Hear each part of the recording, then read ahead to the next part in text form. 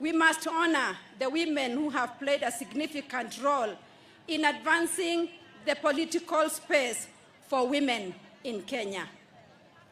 We celebrate Professor Maria Nzomo, Mrs. Priscilla Nagurai, and Honorable Lina Chebikilimo, who have joined us today. They helped set the pace for the increased participation of women in leadership that we see today. Our gathering today in Homa Bay County is a show of our collective commitment to the empowerment of women in Kenya and the pursuit of gender equity. The Kenya Kwanza administration is fully committed to ensuring that every woman in Kenya feels appreciated, wanted, and protected in our country.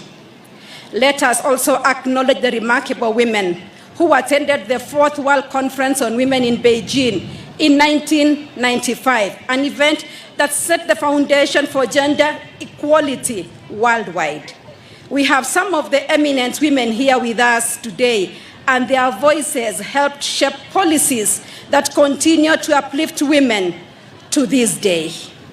Ladies and gentlemen, as we celebrate this day, let us recognize the strides made in advancing women's rights and opportunities.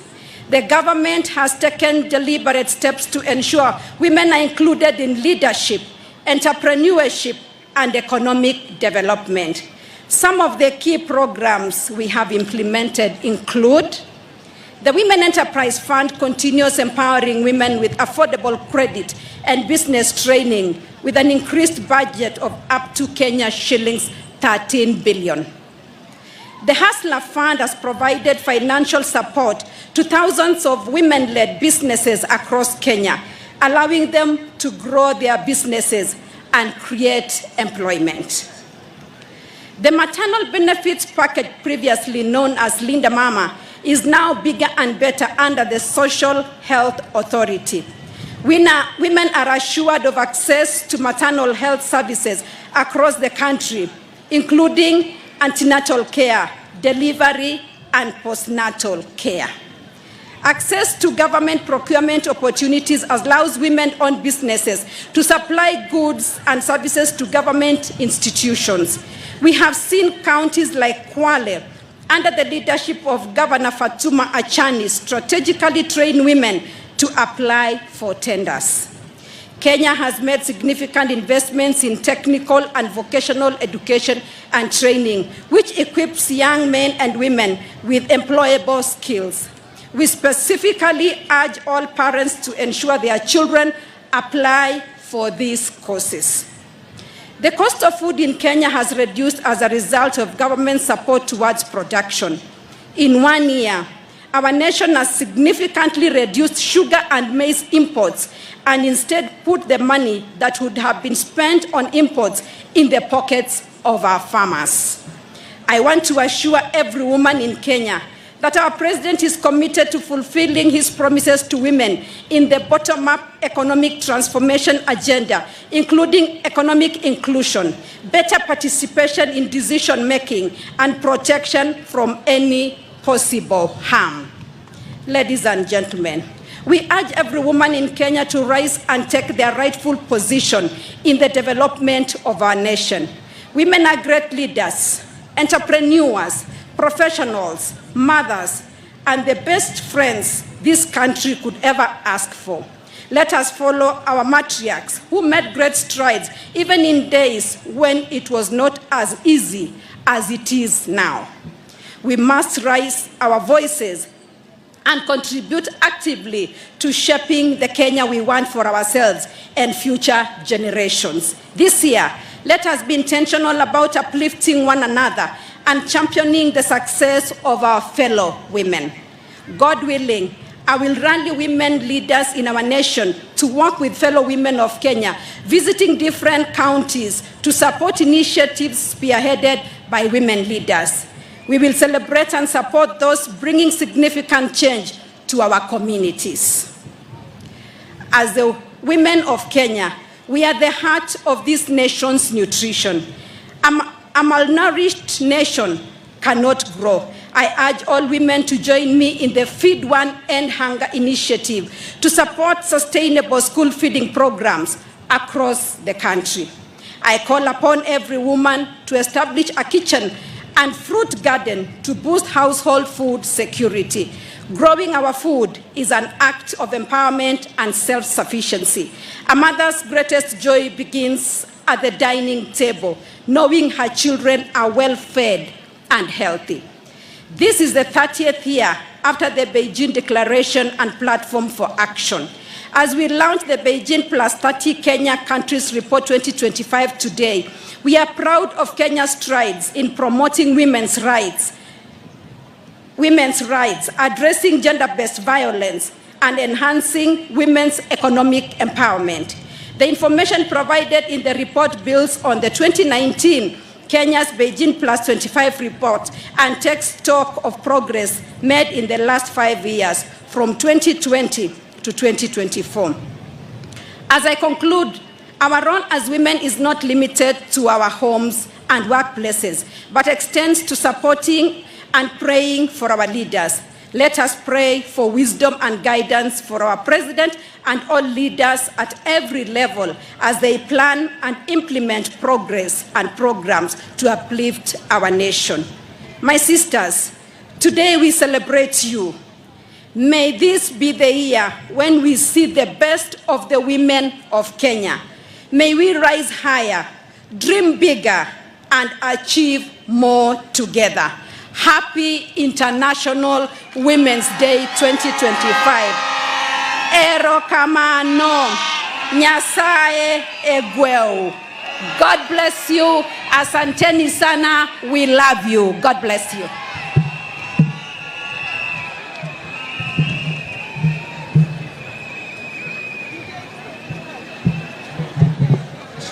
Your Excellency, tunakuomba ubaki hapo juu ya jukwaa ili tuweze kupeana tuzo kwa baadhi.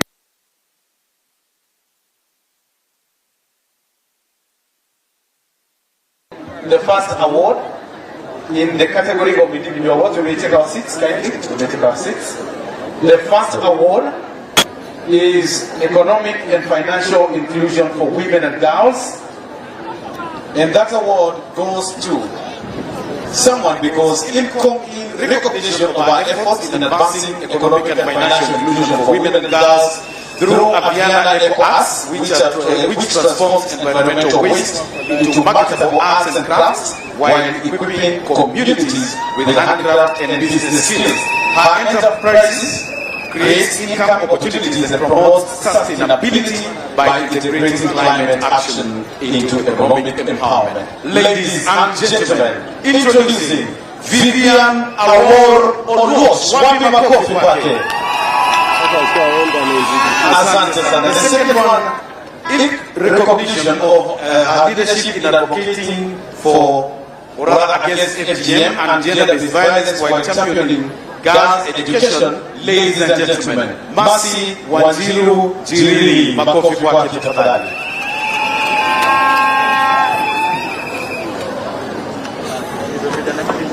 Next, in recognition of our outstanding efforts in advancing reproductive health rights for women and girls through superb CBO, a feminist organization supporting underdeserved communities in Kibera, introducing Yasmin Mohammed Nasur. Wapi makofi.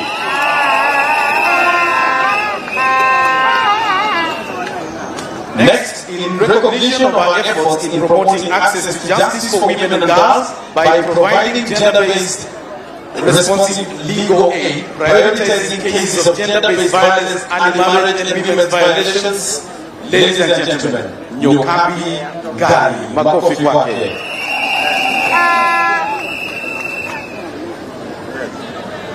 And now institutional award in recognition of its commitment to gender equality and women's empowerment through progressive work policies, inclusive hiring and leadership opportunities for women. The winner is Kisii County Government. Wapi makofi kwao.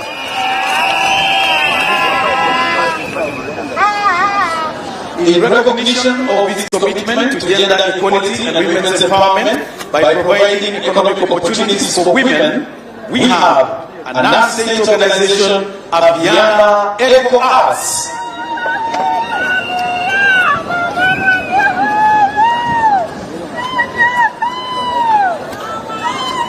And now, Your Excellency, to the special category.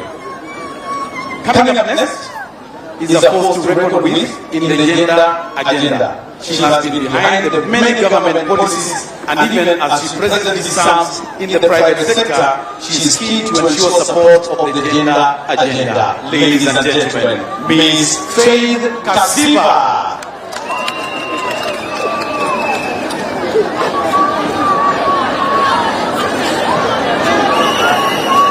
Next,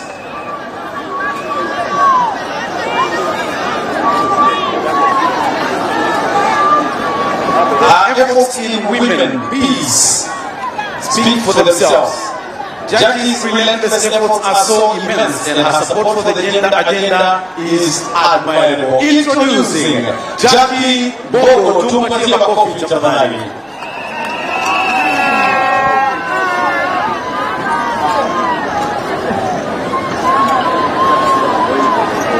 I request all of us to take the stage to take a photo with Her Excellency pamoja na PS na Gavana.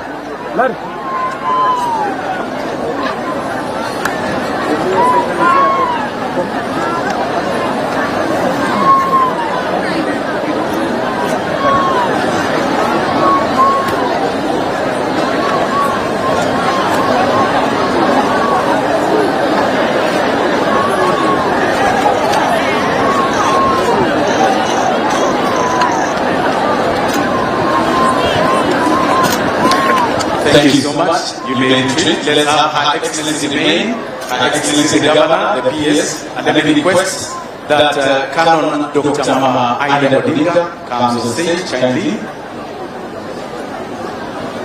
joins them. We want to launch the Beijing report. Is here with us. Let's have it, please, President Dami. The Dami, please. We'll face this side, kindly. Naomba tuangalie upande huu. Tuangalie upande huu wa kamera.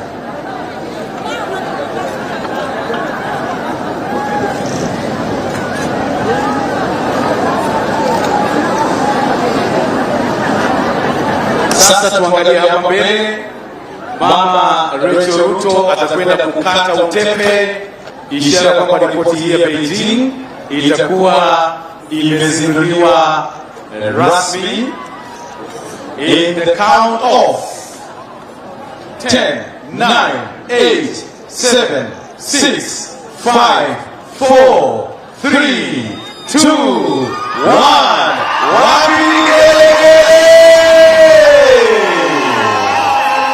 Wow!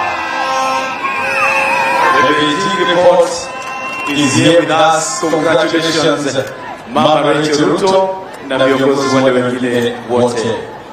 At the same time, I now request the following eminent women to come forward to receive the report. Ambassador Maria Nzomo, Priscilla Nangurai, and Honorable JB Kilimo. Please come forward.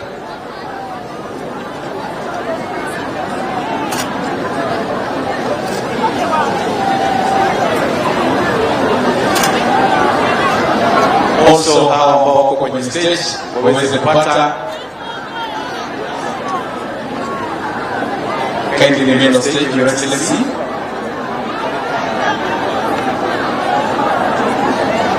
Everyone needs that report. We are going to have a moment of photos.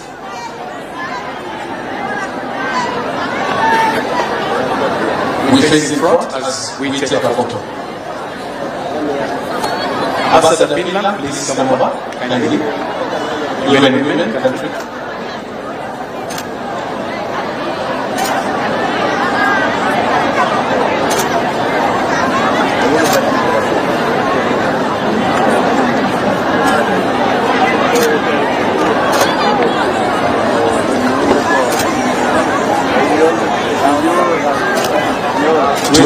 kuonyesha hivyo vitabu. That's all the books. They face forward, facing forward.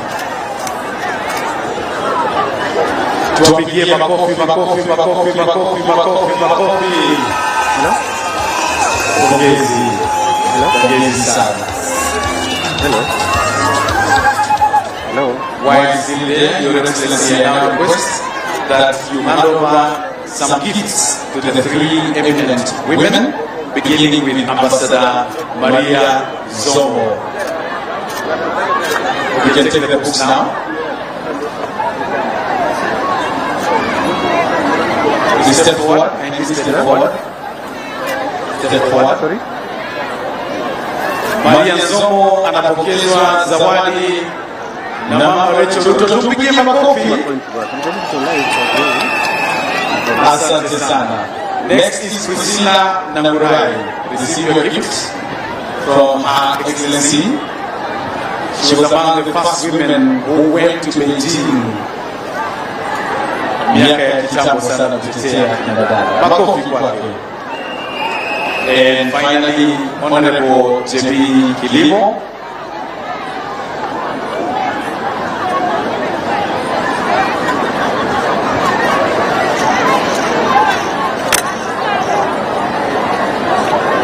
I'm very sure Mama Aida was also in Beijing, and therefore we need one extra gift that we can give to Mama Aida very fast, so that she also feels recognized.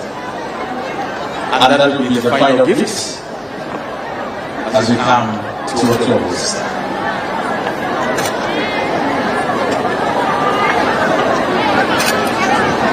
All right. Na sasa Mama Aida naye pia anapokezwa zawadi. Makofi jamani. Asanteni sana. The rest of us may follow so that we leave Her Excellency Racheal Ruto to lead us in the national anthem. Let us all fall out. Thank you.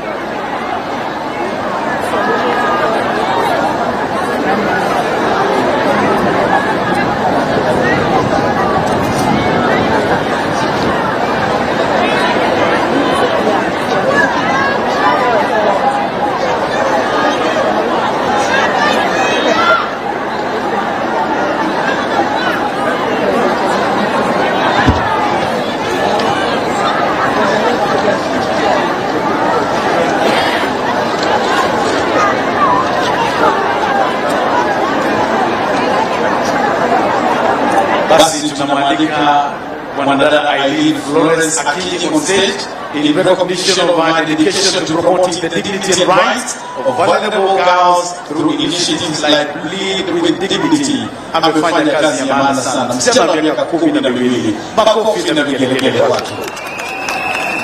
Amepokea pia tuzo kwa sababu ya juhudi zake na amepokezwa kumbatio la mama wa taifa. Asante. Tumwache sasa mama wa taifa peke yake kwenye jukwaa. Tusimame sote tafadhali tunapomaliza na wimbo wa taifa.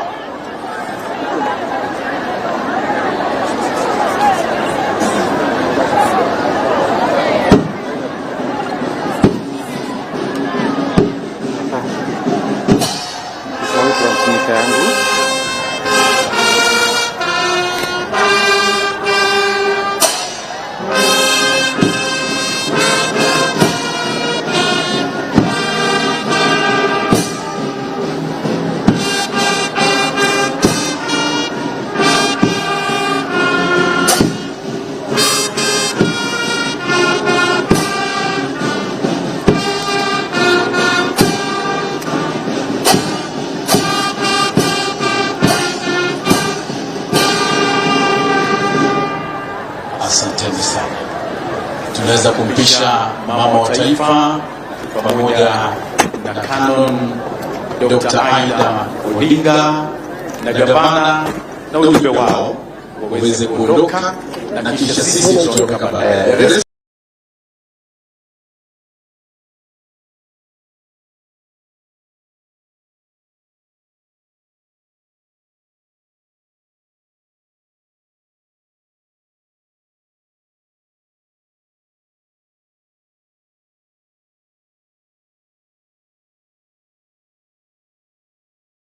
rest of us, you may take your seats.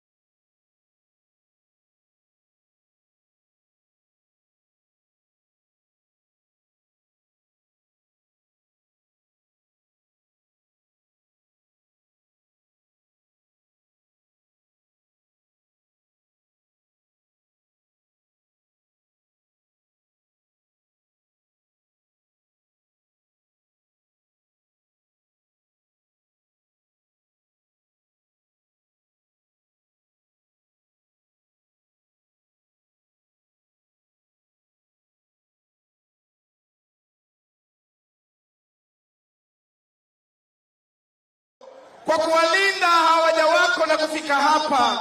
Kwa mkono wako wa rehema twamtia mstahiki liwali wa gatuzi ya Homa Bay pamoja na mgeni mheshimiwa mama wa kwanza wa taifa Mama Racheal, na pia vile tuwakabidhi mama Aida Odinga. Wajalie mema Mungu, tunakuomba anza na hawaja wako wanapokongamana hapa, wakumbuke katika ukongwe wao wale waliopigania haki ya wamama, akiwemo Fibia Sio Zipora Kitonyi na wale wengine wote ambao walishughulika katika shughuli hii, na yote ambayo yanatendeka hapa siku ya leo, wacha yakikole munyu, wacha yawe na udhibitisho na amana, na waweke nadhifu pasi na kutakabali, bali na shauku nyingi, kwa sababu tumeomba tukiamini katika jina tukufu la Yesu Kristo mwanao.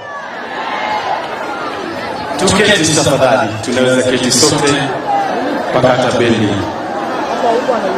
Your Excellency Mama Racheal Ruto, First Lady of the Republic of Kenya, Your Excellency Canon Dr. Mama Aida Odinga, spouse to the former Prime Minister Raila Odinga, and Wangombe Principal Secretary, State Department for Gender and Affirmative Action, the Governor of Homa Bay and the Chairperson of ODM Party, Her Excellency Gladys Atieno Nyasuna Wanga, and other governors present, spouses to various governors present, members of Parliament led by the area Member of Parliament Peter Kaluma, the women reps present, all senators present, Honorable Lady Justice Hannah Okwengu, Judge of Appeal, Court of Appeal, Finland Ambassador and Co-Chair of the Development Partners Gender Group, His Excellency Peter Katapiola, UN Women Country Representative Ms. Antonia Gabala,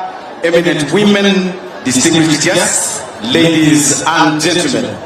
Your Excellency, I have a quote from former First Lady of the United States of America, Michelle Obama, that there is no limit to what women can accomplish. And indeed, I know that is what we believe in. So today being such a big day, Your Excellency, allow me to invite on stage a woman or a female artist. Her name is Tabi Odinga, together with her band. Come on stage. They will be performing Ahero Yesu Kende, a song that is loved across this region and across the nation. Wale wengine wote tafadhali tuweze kutulia.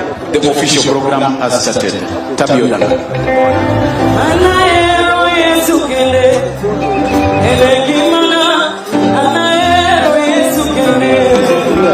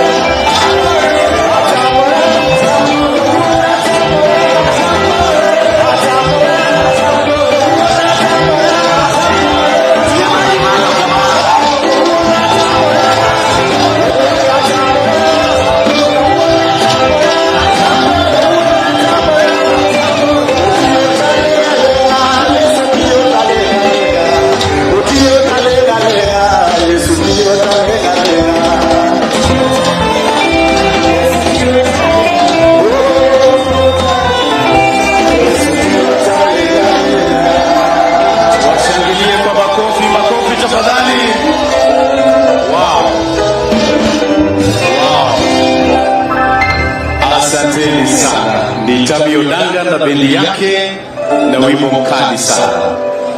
Your Excellency, kuna wasanii wengine wengi sana katika kaunti hii ya Homa Bay, and due to public demand, baadaye nitakuwa namleta Onyi Papa J ili aweze kutuburudisha, kwa wakae standby.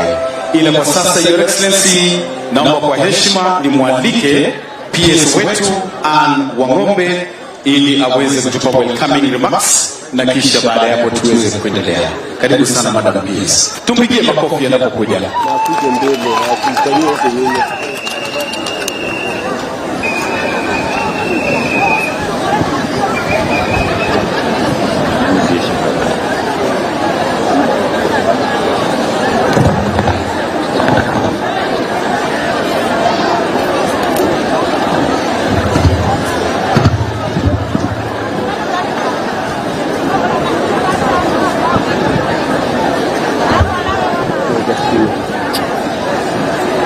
Her Excellency Mrs. Racheal Ruto, First Lady of the Republic of Kenya, Her Excellency Mama Odinga, Her Excellency Granny Swaga, Governor Homa Bay County, and our host, Honorable Lady Justice Hannah Kweku, Judge of Appeal, His Excellency Ambassador of Finland to Kenya, and our co-chair of the Gender Sector Working Group, Ambassador Tapiola, Ms. Antonia Gabala, UN Women Representatives, Honorable Members of Parliament and the political leaders present, and then women to welcome you all to the International Women's Day Celebrations 2025. Nani Kama. Today is a special day for women and girls, not just in Homa Bay County, but in Kenya and the entire world. It's indeed an honor that every year we take a step back and pat ourselves on the back for the awesome work we do as women. Let's celebrate ourselves once more. Let's give ourselves a clap. Your Excellencies, ladies and gentlemen, today is a very special day. We are not only celebrating the International Women's Day, but we are also marking 30 years after the Beijing Conference, when we adopted the Beijing Declaration and Platform for Action, the most ambitious blueprint for women's empowerment ever conceived. Your Excellency, ladies and gentlemen, as we celebrate ourselves today, let's take some time and check how far we have come as women. There are many glass ceilings that we have crushed, that we are still crushing, and others that we are going to crush. We must therefore make a deliberate resolve to soldier on as individuals, as institutions, and as the women of this great nation. Your Excellency, ladies and gentlemen, today would not have been as colorful as this had it not been for the collective effort by a number of us here that I feel I should mention. Your Excellency, the First Lady, thank you so much for honoring our invitation to grace this auspicious occasion. Your unwavering commitment and passion to see a better tomorrow for the women and girls in Kenya across various spectrums is unmatched. Thank you so much. Thank you so much, Your Excellency Mama Odinga, for gracing this occasion. This has been the same without you. We have seen you in many fronts championing the welfare of women and girls, and for that reason we truly honor you. The Homa Bay County government our host under the leadership of the gracious Governor, Her Excellency Racheal Odinga. Thank you so much for allowing us to celebrate Kenyan women and commemorate the last years after Beijing as we enjoy the Victoria breeze in your beautiful county. Your support in terms of resources and technical expertise availed to us is deeply appreciated. Thank you so much. The National International Women's Day Planning Committee, coordinated by my secretariat, put in a lot of time and effort to ensure we celebrate the women of Kenya today in this fashion.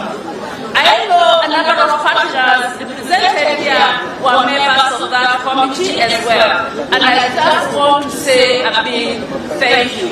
I'm saying thank you to you and women, Oxfam Kenya, World Food Program, the City Consortium, Tetratek Kenya, Mennonite Economic Development Associates, Collaborative Center for Gender and Development, Church of Jesus Christ of Latter-day Saints, Kenya Red Cross Society, Racheal Disability Services Kenya, Global Justice Group, Kenya Girl Guides Association, National Government Affirmative Action Fund, Women Enterprise Fund, Kelly, Plan International, the National Land Commission, and Center for the Study of Adolescents.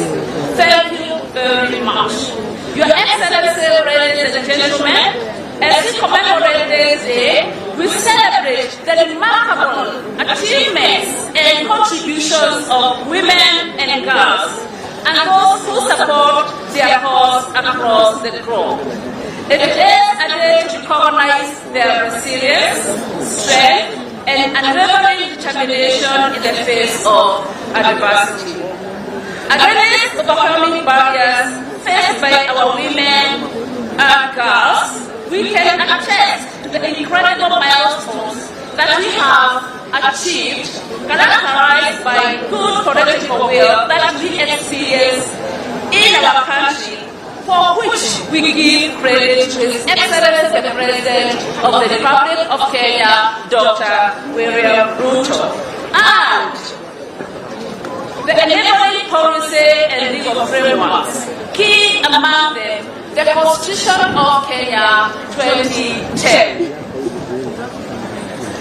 We also want to appreciate Honorable Karuma because he has been our he for she and a great supporter. Your Excellency, ladies and gentlemen, let me conclude by reiterating that as we mark this day under the theme Accelerate Action for All Women and Girls, Rights, Equality, and Empowerment, let us remember to tap into the incredible God-given potential that is in our women and girls in order to achieve collective development in our nation. I thank you all, and once again, Happy International Women's Day. Your Excellency, allow me to welcome on stage one of the women who was at the forefront of the march to Beijing in 1995, Mrs. Priscilla Nagulai, to make a few remarks on behalf of all the eminent women of Kenya that have fought the fight for women's rights.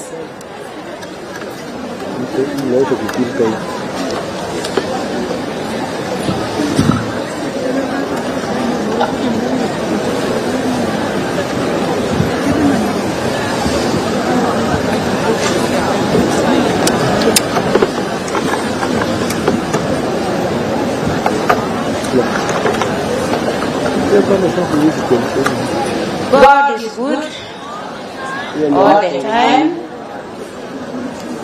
and what He does it well, and I am a living testimony. Your Excellency, our First Lady, Mama Racheal, Our Excellency the Governor that we admire so much as a woman, that is Your Excellency Mama Odinga. Sorry, I was looking at her. Your Excellency Mama Odinga. I can also call you Mama Taifa. Wewe ni mama yetu. Si ni mama yetu. So I beg to speak in let me observe all other protocol. I was only given 5 minutes. Ningependa kuzungumza kwa Kiswahili ili kina mama wasikie maneno ambayo nitazungumzia. Kwa majina naitwa Priscilla na Ngurai. Nimetoka Kajiado County na shughuli yangu mimi ni mwalimu, lakini ninashughulikia mtoto msichana. I run a rescue center for girls where I rescue them and keep them, and then I give them an education up to whatever level God allows me. Pia ninafanya na wakina mama kuwainua ili wajue haki zao na wapiganie haki za watoto wao. Ni kweli nilienda Beijing 1995 kupitia kwa shirika la FAWE ili nikazungumzie juu ya watoto wetu, na nilifurahi kwenda na kukutana na kina mama kutoka mataifa mengi sana na kujua kwamba mama ana shida kila mahali. Sio sisi tu, lakini ni kwa kila taifa unakuta kuna kina mama wana shida. Lakini nikiangalia hiyo miaka 30 ambayo imepita, nikizungumzia Kenya, najua kuna kazi imefanyika. Na inafanyika kupitia kwa kina mama kama hawa unaona hapa. Na ningependa kuwashukuru sana kwa kazi ambayo mnafanya bila kuogopa. Zamani nilikuwa ninaogopa, lakini Mungu aliniwezesha na bado ananiwezesha. Asante sana kina mama wa Homa Bay. Eaure.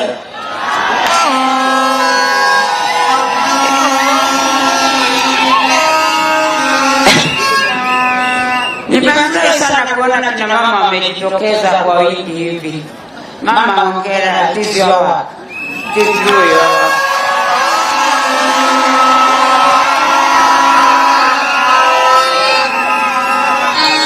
Nitarajio langu kwamba Beijing platform itaendelea kufanya kazi na kushukuru wale ambao wamefanya kazi, kwa sababu kuna mabadiliko.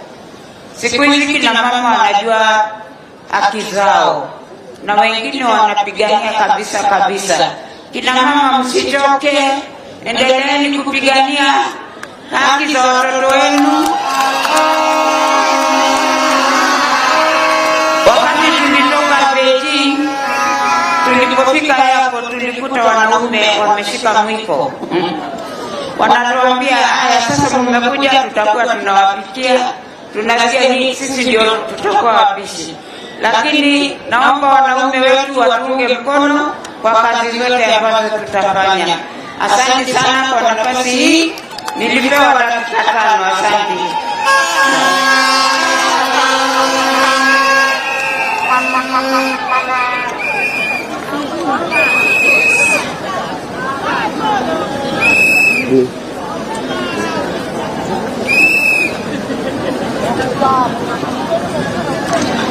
Your Excellency, today we are honored to have these eminent women, and for sure you are our number one, Your Excellency.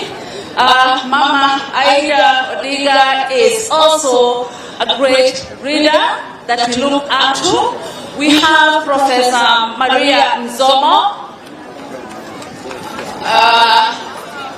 Where are you? I don't know whether I can give you the mic. Just say hello briefly.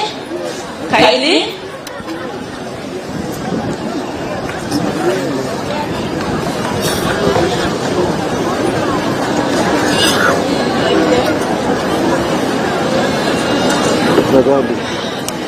Hamjamoni. Sisi mchana na sauti hamjamoni. Na akina mama hamjambo, na akina baba wale wako hapa. Niliona wengi na hakuna mtu anasema chochote. As I have just been told to greet this very distinguished audience, let me first start by recognizing the most eminent women among us who continue to inspire us to continue in this struggle for women's rights. I want to start by our gracious First Lady of this Republic, Racheal. Thank you for being here. Her Excellency, my good friend, here these days you are called Canon, so I have to say Canon, Dr. Odinga. You was my schoolmate, so she doesn't mind. Yes, you were interested. I'm singing.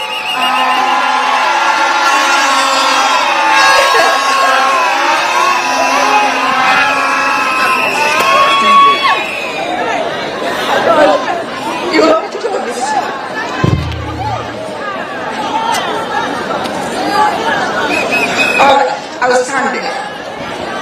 You haven't said I was just greeting the eminent women here present. And I have just finished with the second one, which is already on here, and Odinga. I know her very well. We have other excellencies here, including the governor of this great county of Homa, our very own Gladys Wanga.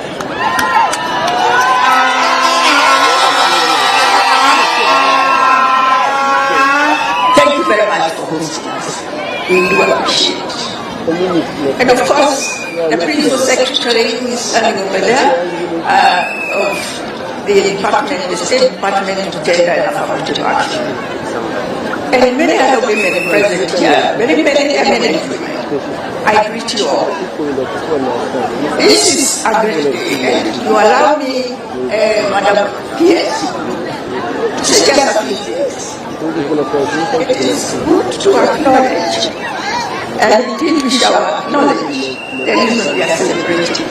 We are celebrating the milestones that go beyond BG. We are talking about BG plus 30.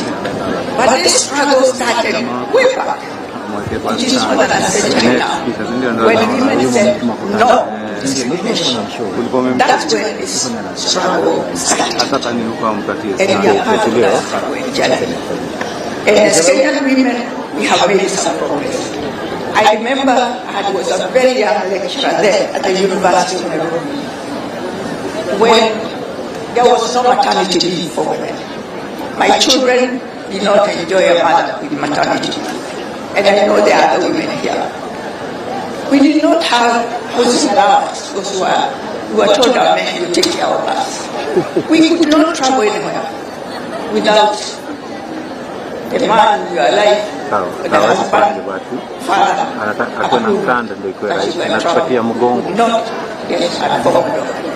and many other things, which now we take for granted. We have a very good constitution, especially chapter 4, that speaks well about women and our rights. But having said all that, I want to say that one last thing, which has already been said. We need to move on the rest of this journey in united, holding hands, despite any diversities that may be among us as women, whether it is age, whether it is ethnic background, whether it is religion, whatever it is. Let's tighten our hold on each other, because this battle cannot be won without women pulling together in one direction.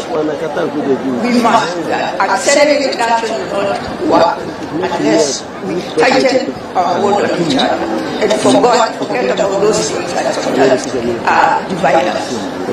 I'm also calling upon men. This battle cannot be fought by women alone. We need men to support us. We really need to support us. And especially on this one thing that has been lagging for 20 years now, and it's in our constitution, the affirmative action. We want to see more women in leadership. We don't know, because I am a professor, I do know this because of good statistics. There are 10 countries in Africa which are ahead of us in terms of attaining the minimum requirement for affirmative action. We could even be ahead of them. But because of this affirmative action, which has not yet been implemented, and I know our government has said they are going to implement it, but we need as women to move for it. I appeal to all of us, especially those who are closer, like Mama Racheal, to assist us to move this thing forward, because we need the affirmative action. Thank you so much for giving me the opportunity. Thank you so much. Next, and we are going to give you just half a minute, is Honorable Rina Chebi Kilimo.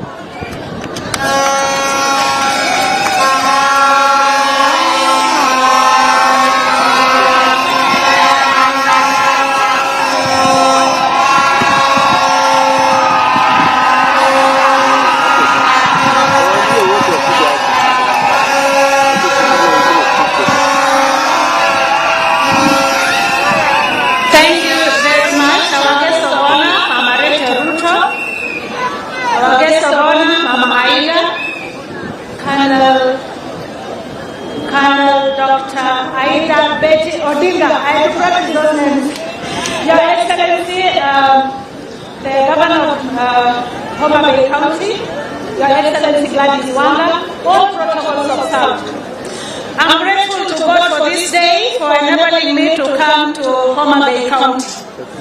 Nashukuru wale wote walienda Beijing, Platform for Action, wakaleta, na sisi tukakuja tukashikilia baton ya hiyo mbio ya wanawake kupatiwa nguvu. Nashukuru Zipora Kitwani alikuwa Beijing pamoja na Nangurai. Yeye na Tabitha Sei, mimi kutoka jamii ya Wakalenjin, wakanifundisha, wakanishika mkono mpaka nikaingia bunge, nikaenda ku-implement. Beijing walikuja na vitu 12 ambayo walisema lazima zifanywe ndio tupate usawa duniani. Kwa moja hiyo, moja ni ile ya mtoto msichana, nikakuja na wasia mambo ya ukeketaji ya wasichana, lakini bado tuko mingi. Kwa hiyo 12 out of the 12 we are still struggling, and those after us ambaye mnasimama katika shoulders yetu, tunaomba pia muendelee kuangalia hiyo 12 ambayo iliandikwa kule Beijing, na ziko hivi: education and training, women and poverty, umaskini bado iko mingi, wamama na afya, wamama na mambo ya dhuluma ya wamama. Sasa nchi yetu ya Kenya tunang'ang'ana na mambo ya gender based violence na femicide. Nikisimama hapa nataka nishukuru rais wetu Dr. William Ruto ambaye aliona hapana, imezidi. Kwa nini wanawake wanauawa kila wakati na dhuluma ya kijinsia? Akaanza technical working group ambaye mwenyekiti ni Dr. Nancy Barasa, mimi nikiwa mmoja wao pale, na tunatarajia tukipata hiyo ripoti, wanaume tafadhali mshikane mkono na rais wetu kuhakikisha ya kwamba dhuluma ya kijinsia, mauaji, kitu wanaita kwa Kiingereza femicide, imezidi. Mshikane na rais wetu kukomesha hayo yote. Nataka nimalizie, ziko mingi lakini kuna moja hapa ambaye ninaomba wamama wetu hapa, women and armed conflict. Pengine kwa Kenya hatuna vita na mataifa zingine, lakini katika North kuna kitu inaitwa cattle rustling. Wamama wanaumia kabisa. Your Excellency, I beg you and all those who are coming after us to implement this. We have done our part. Thank you for this celebration. Happy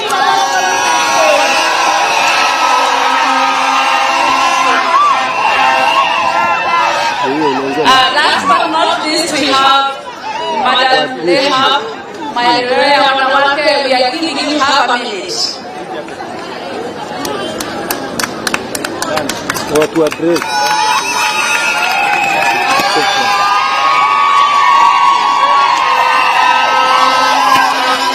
Please have a minute. Your Excellency, the first day by the time I a minute.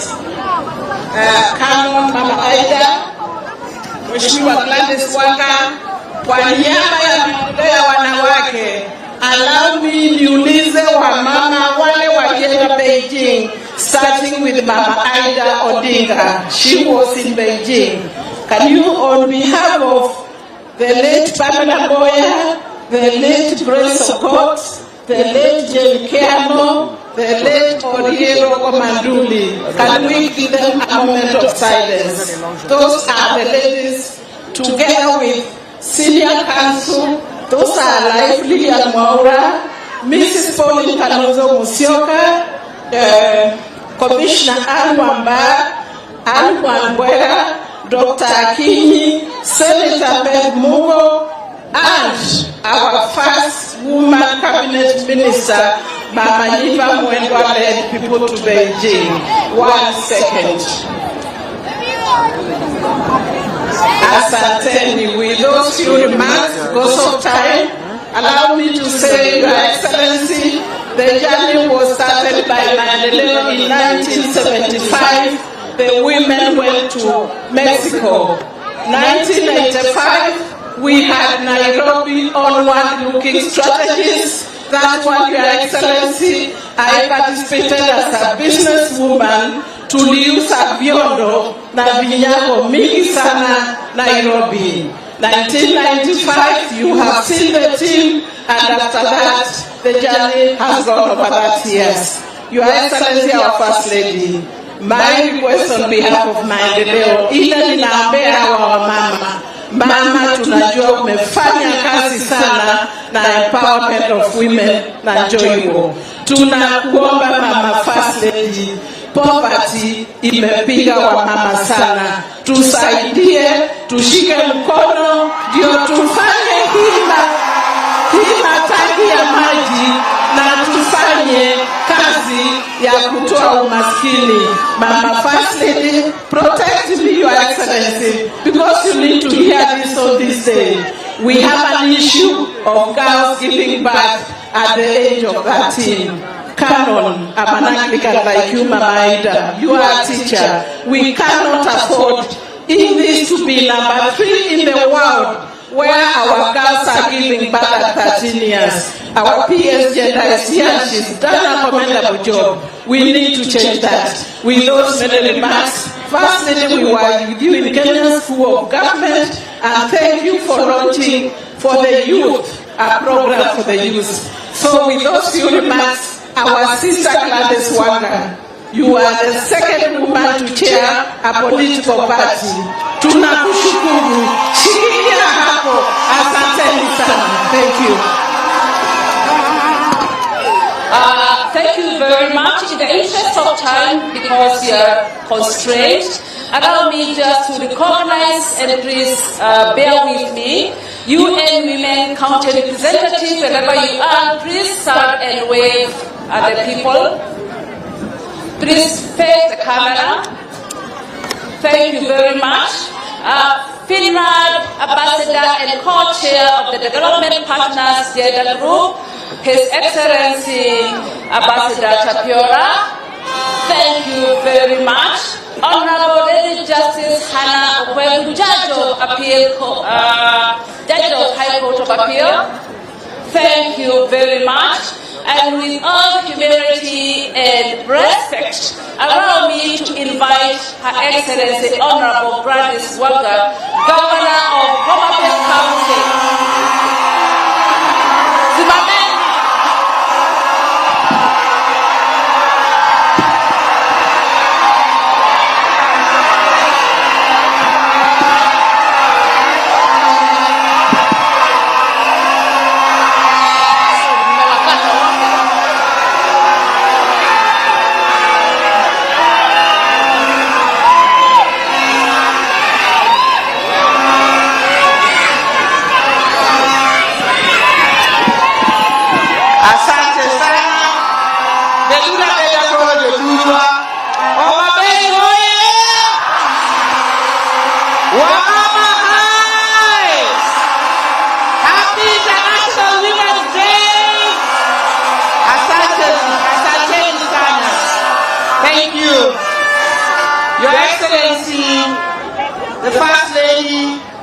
of the Republic of Kenya, Mama Racheal Ruto, Your Excellency Canon Dr. Aida Betty Odinga, Min Ping,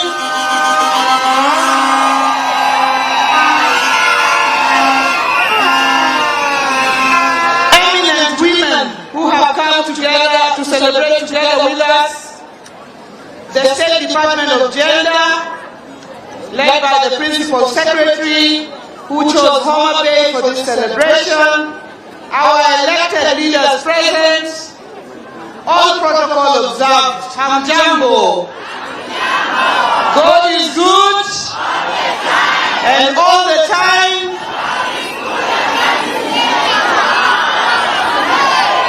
Thank you very much. I will do a few things before I speak and invite our higher leadership. Madam Pierce, I was sitting next to the Finland ambassador together with our UN Women Country representative, and I want to ask you to just excuse me because nimeona wakiwa na notes hapo na wameandika vitu mingi kwa hizo notes. Tangu tukae hapo wamekuwa wakiandika notes. So wakirudi na hiyo notes inaweza kama mbaya kidogo.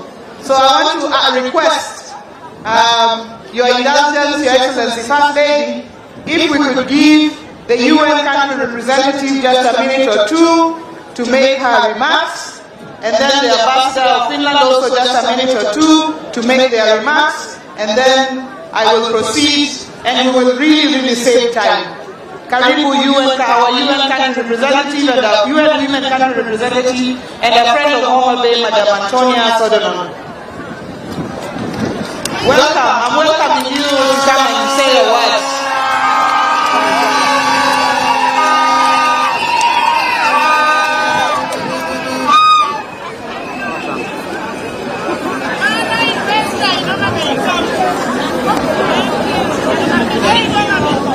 Good morning. Your Excellency, Madam Ruto, Madam First Lady, Your Excellency, Mama Aida, it is a pleasure for me to be here on this very important day. It is a great pleasure for me to be here on this very important day. It's very difficult to say all the things that have been done to be done in 1 minute. So if you allow me. I am profoundly honored to stand before you today as we gather to commemorate International Women's Day 2025 under the timely theme Accelerate Action for all women and girls, rights, equality and empowerment. This year's theme calls for action that can unlock equal rights, powers and opportunities for all. Central to this vision, ladies and gentlemen, is empowering the next generation, the youth, particularly our young women and adolescent girls as catalysts for lasting change. Allow me to start by thanking the government of Kenya for its unwavering support to the gender equality and women empowerment agenda in this country. This is evident in several ways, including government commitment in driving the 2/3 gender role agenda, the national care policy, now with the Cabinet for consideration, national women economic empowerment policy, the Women's Charter, and recently the established task force to address gender-based violence. Ladies and gentlemen, Kenya is one of those countries that have achieved enormously in terms of the normative framework. Despite the progressive constitution that promotes gender equality and women's empowerment in Kenya, gender inequality remains the key issue of concern. It is deeply rooted in negative social norms, entrenched patriarchal value and gender stereotype. Women continue to be excluded from leadership and decision-making spaces. Women are still vulnerable to sexual and gender-based violence, including femicide. They still suffer from female genital mutilation, child marriage, and other harmful practices. Ladies and gentlemen, first I would like to give you a few areas that we can refocus our energy on. First, the need to embrace and commit to financing for gender equality. This must be strengthened. We need to be able to allocate. Kenya is that country that can allocate budget for women and girls in order to address all the challenges that we are meeting. Secondly, we must invest in women as a fundamental human right. Women's rights, and I repeat it, women's rights are human rights. And this is the cornerstone of inclusive development. A woman and a girl can boost for the economy of this country. The third point is we must accelerate girls' participation in new technology, education, the jobs of the future. And if we are not doing that, we are marginalizing a good portion of the community. So in closing, I would like to reiterate the support of the United Nations, the resident coordinator, Mr. Stephen Jackson, that couldn't make it today, and all the sister agencies that are backing me up on this. I thank you, and happy International Women's Day to all the women, but also to all the men that love and support women every day.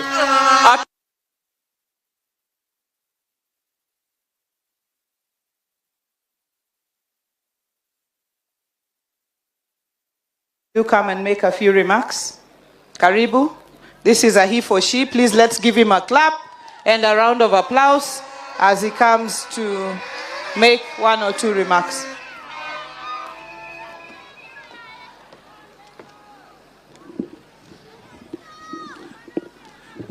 Okay. Thank you. Thank you. Your Excellency, Madam Racheal Ruto, First Lady of the Republic of Kenya, Your Excellency, Madam Ida Odinga, Excellency Governor Ladiswanga, great to be here, and my dear, dear friend, UN Women Country Representative Antonia Sodonon, Excellencies, ladies and gentlemen, it is a pleasure to be here. And yes, I suppose I am the person who's then supposed to speak on behalf of all of those, as Antonia said, men who love and support women. So I suppose that's my role here. Now, as the chair of the Development Partners Gender Group, I'm really delighted to be here. And I'm delighted to be here also as the Finnish ambassador. For us, for Finland, empowering women and girls is at the heart of our foreign policy, but it's at the heart of our own domestic policy. We were once a poor country up in the north, and we realized very early that a society cannot work with 50% participation. It makes political sense, it makes economical sense for women and men to work together and build societies. Then, therefore, gender equality is really a key issue for us to be able to build a better world. Now, women's leadership and inclusion advance sustainable peace. It advances stability. It helps preventing wars and conflicts, and oh, there are so many of them at this moment. Women should have a seat at every decision-making table and be part of all stages of peace processes. And here again, I want to take the example of my own country. We were the first country in the world in 1907 which accepted and legislated universal suffrage, equal possibilities to vote and stand as candidates for both women and men. So these are decisions for peace, stability, for economies. But that means that we need to make it possible for women to have a better life. Let me start by underlining the importance of sexual and reproductive health as a precondition for the realization of all other rights of women and their economic empowerment. We're worried. The world is going backwards.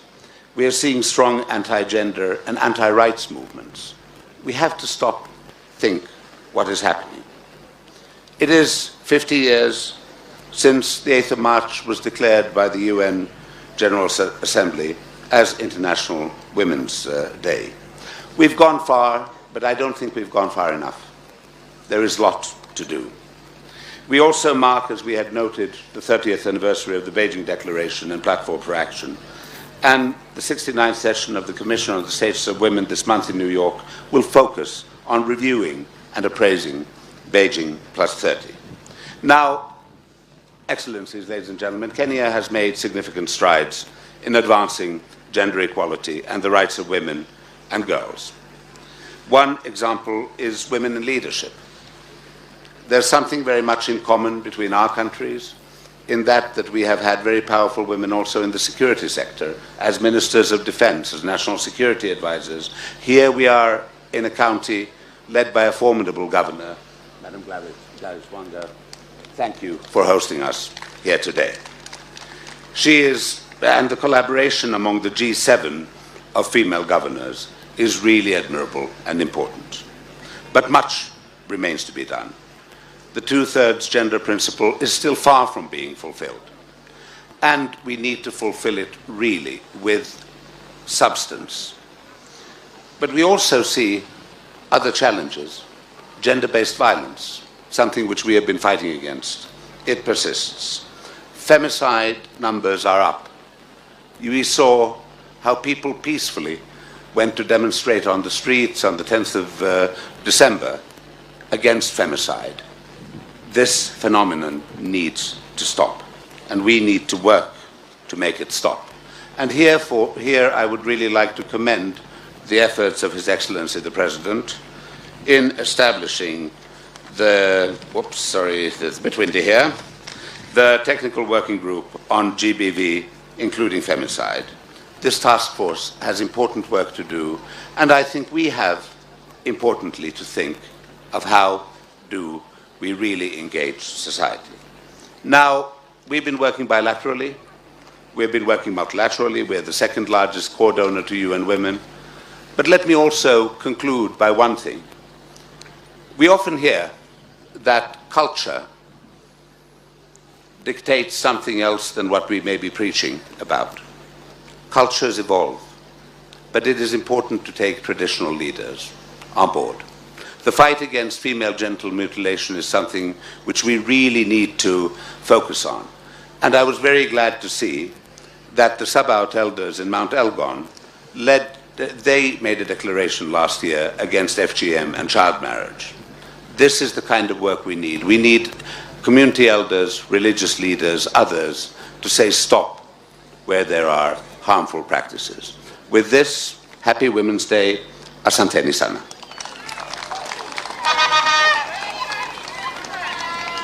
Thank you very much, Ambassador. Let me recognize the MCAs who are present here, members of county assemblies, from Homa Bay and from everywhere else. Please wave wherever you are. And I want to make a special recognition of the member of the county assembly for this area, who is also the deputy majority leader in the county assembly of Homa Bay, Madam Mono Florita. She is the one who takes care of this town. She is a woman elected MCA. Makofi kwake tafadhali. Asante sana. I wanted to make that special recognition. She's also an Ogande girl, Mama. So Ogande girls are powerful girls. We had requested to be given even just one term at Ogande so that we can also become Ogande girls. At this juncture, I'd like to welcome up on stage. Let me recognize the National Government Administration. Tafadhali, our county commissioner and your team. Tafadhali tu msimame, our DCCs, our chiefs, our security team. This is the team that makes sure this is done and well done. Asanteni sana, Bwana Moses Lilan, our county commissioner for Homa Bay County. Let me welcome upstage our MP for Homa Bay Town Constituency. A he for she, Honorable George Peter Opondo Kaluma.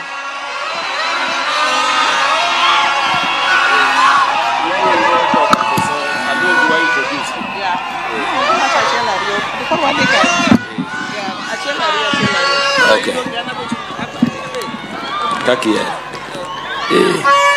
Thank you, Governor for Homa Bay. Your Excellency, the First Lady of the Republic of Kenya, Mama Racheal Ruto, Your Excellency, Min Piny Canon Dr. Ida Betty Odinga, the diplomats present, Your Excellencies, we have before us the Honorable Lady Justice Anna Okwengu, the only judge of the Court of Appeal this side of the country. Your Excellencies present, the eminent women who went to Beijing, alive with us here today, fellow members of Parliament, members of County Assembly, and all distinguished women here present. Happy International Women's Day.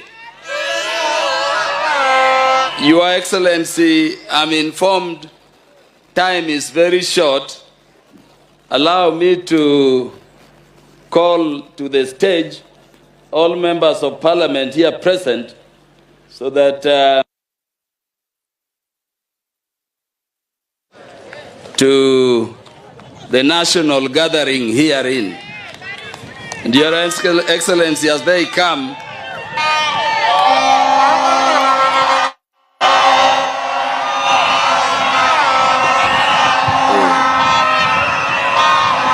Your Excellencies, because of time, I want to request these beautiful female and women leaders of Kenya to introduce themselves, just to say a word, and then, we'll take it back, keeping with the time.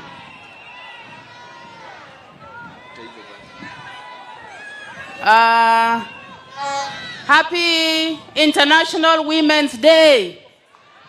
Wamama oye! Wamama oye! Thank you very much. My name is Eve Obara, and I am the Member of Parliament for Kabondo, Kasipul constituency.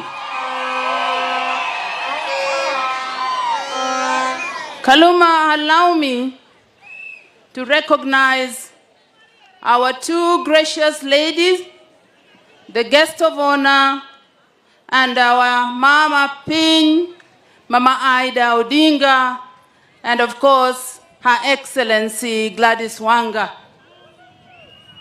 Let me first and foremost thank Mama Gladys Wanga for always being that gracious host. Mama Gladys Wanga, we have been made proud by your recognition of the women of this country, not just Homa Bay County alone, and the recognition of your ability to collaborate with your leaders in this county. The case in point is the members of Parliament, the members of the County Assembly, in the manner in which you have been able to engage with us. Finally, because of this very important day, let me recognize that we have been on a journey. And you have seen the women who have been on this journey, who have passed on the baton to us from 1995 when we started talking about human rights and women's rights. Gimati moreka jodala wa kawuono wa paro ni mine oseka okang manade kodok kuom tich ma mine timo gi kombe magibede mar leadership. Okwawach wajumbe kende, okwawach governor kende, wawacho ni chakre piny kwa ng'iyo chive be wantie gi mine. Koro wang'iyo ni onego bed ni wan gi at least atamalo 30. Kochopo kuonde mar county commissioners ma waneno ka gi police be mine nitie. Mine mobed elected MCAs be wantie. Kochopo malo MPs Homa Bay County anyalo wacho gi mor to gi nyilo ni want to one 50-50% a political representation. Manyiso ni women ma Homa Bay utimo maber to gi chuo umiyo mine obet e kombe magintiere gi eki. Okadwa kao sama ng'eny. Anago manero kamano ni min Mama First Lady kuom biro. Kendago ero kamano Mama Ida always standing with the women of Kenya. Mogik, Mama Gladys Wanga, of course, we don't even have to say. The leadership mobiro kate Erokamano uru, mad Nyasaye telnu, wamama oe. Erokamano uru. See, I can just... Your Excellency, the First Lady, Your Excellency, Mama Aida, Your Excellency, Gladys Wanga, siku ya leo, mimi nimekuja hapa na ninaitwa Mheshimiwa Cherusha Momanyi, ninatoka kaunti ya Nyamira, na I am so happy to see women. The women from this region have gone into history. They are so strong that each and every other time that we want to benchmark, we always think of coming to Homa Bay, because you have very strong women who have built this nation. To people who serve are women. People who serve are women. So what we have seen, what is taking place in our country, women of Kenya, I want to ask you, wherever you are, pray for it and support it. For any woman who has come here, I want you to say that we are unbreakable. Everybody say, yes, as women, we will make sure that our country, Kenya, moves forward. Happy International Women's Day to all of you. And from Kisii and Nyamira, as women, we have said this time round, women are going to go to the footsteps of the Homa Bay women and other women who have set the stages in this country. Thank you. May God bless you.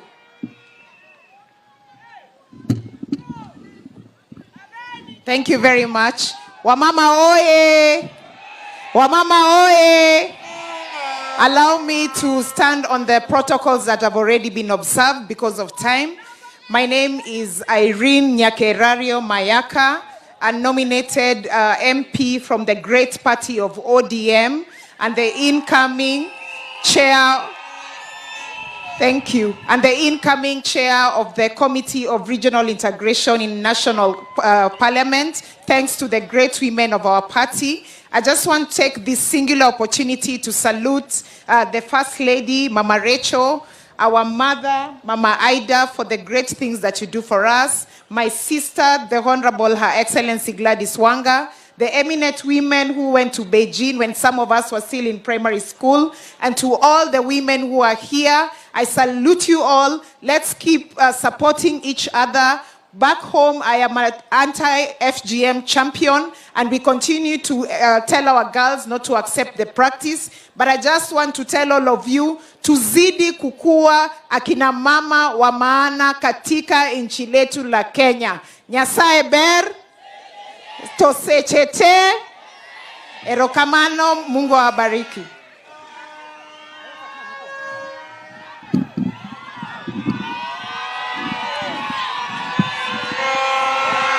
Asante sana kina mama. To our First Lady, Mama Racheal Ruto, and the First Lady of my heart, Mama Dr. Colonel Betty Odinga. Thank you so much, our kind women, for coming here today to celebrate with us. I know most of us who are young, and we are learning more about Beijing every day. But I can promise our women who are already in heaven and those who are still on this earth that me as Fatuma Full Network, I will carry Beijing to my kitchen today. Since I wasn't there physically, I'm physically present in my kitchen as a Beijing woman. And I want to wish all the women happy International Women's Day. And I want to wish His Excellency, Dr. the President William Ruto of Kenya, happy International Women's Day. Not forgetting the Baba of the nation, Raila Amolo Odinga, the Prime Minister. Happy International Women's Day.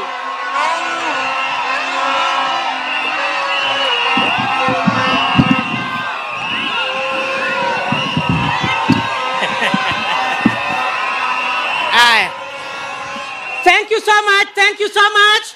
Bwana Yesu asifiwe. Bwana Yesu asifiwe. Your Excellency, Mama Racheal Ruto, Your Excellency, Dr. Ida Betty Odinga, distinguished guests, ladies and gentlemen, Homa Bay County, happy International Day. Thank you so much. As the county woman representative, I want to take this opportunity to thank our Excellency, Gladys Atieno Nyasuna Wanga, for having given us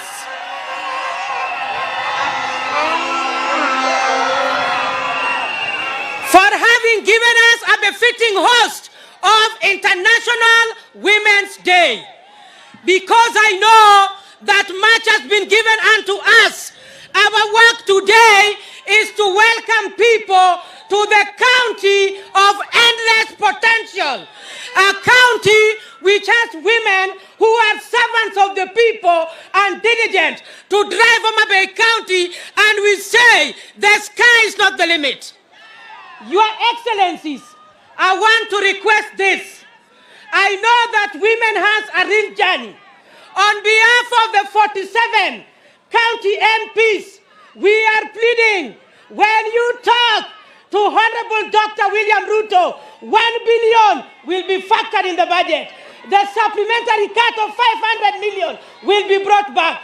Mama Dr. Ida Betty Odinga, with your networks, it will be okay. Adwa wogi mine untie. 1 minute wan gitabu. Sama wabet kat waparo kaka wuro nyango biro chiemo. Sama wabet kat wane mamuoch kawa. Sama wadhi osiptal to wane mogu chwara mawa. Sama nyiwa imako to wane mawa winjo lit. Omiyo kaka ambassadors no wacho. Pesa nyaka bedi ofuk mine. Mine nyaka loki.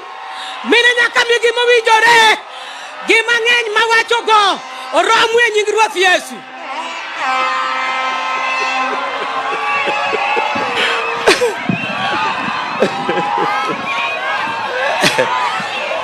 Yeah, because of time, we have very great women around here. Just give me a minute to formally welcome the First Lady and Min Ping to Homa Bay County. And First Lady and Min Ping, Homa Bay is home. Come to Homa Bay anytime, because this is the constituency and this is the county where the 2/3 gender principle has never been an issue. In Homa Bay County, we are nearly at 50-50. And it has never been an issue for us since we passed the new constitution. But Min Ping, we salute you for the good work you are doing in the area of education. Our First Lady, we salute you for the good work you are doing around women's economic empowerment. And we celebrate the two excellencies here present today for the good work they are doing to bring up women.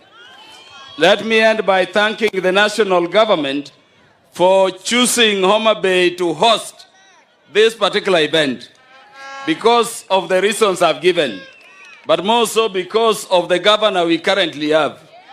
Homa Bay County has the first female governor west of Kenya.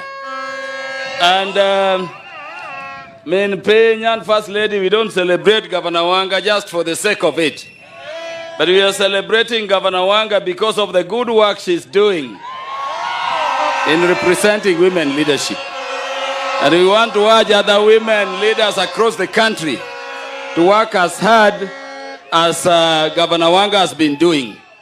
I'm one person who deeply believes that we are going to move the number of our governors up from the 7 that they are today, not downwards to 6, but to 16, as we had also said on this ground before. Asante sana, waheshimiwa, asanteni sana. CECs ambao wako hapa, tafadhali msimame mpunge mkono. Our CECs who've been working hard with the gender department to make this possible. Roslyn Omolo, our CC for devolution, and Grace Mercy Osewe, our CC for health. Your Excellency First Lady, I also happen to be the national chairman of the largest party south of Sahara and north of River Limpopo, the party ODM, and I want to ask all members and officials of ODM, tafadhali mpunge mikono mahali popote mko. I have seen Catherine Okoth, the woman leader of the ODM party in Nairobi. Magi Sewe pia asanteni sana, Mungu awabariki. Let me just make my remarks very briefly and start by really thanking you, Your Excellency First Lady, for making time to grace the 2025 International Women's Day celebration here in Homa Bay. I also want to thank very much Her Excellency Canon Dr. Ida Odinga for making time to come together with you so that we celebrate the women of Kenya.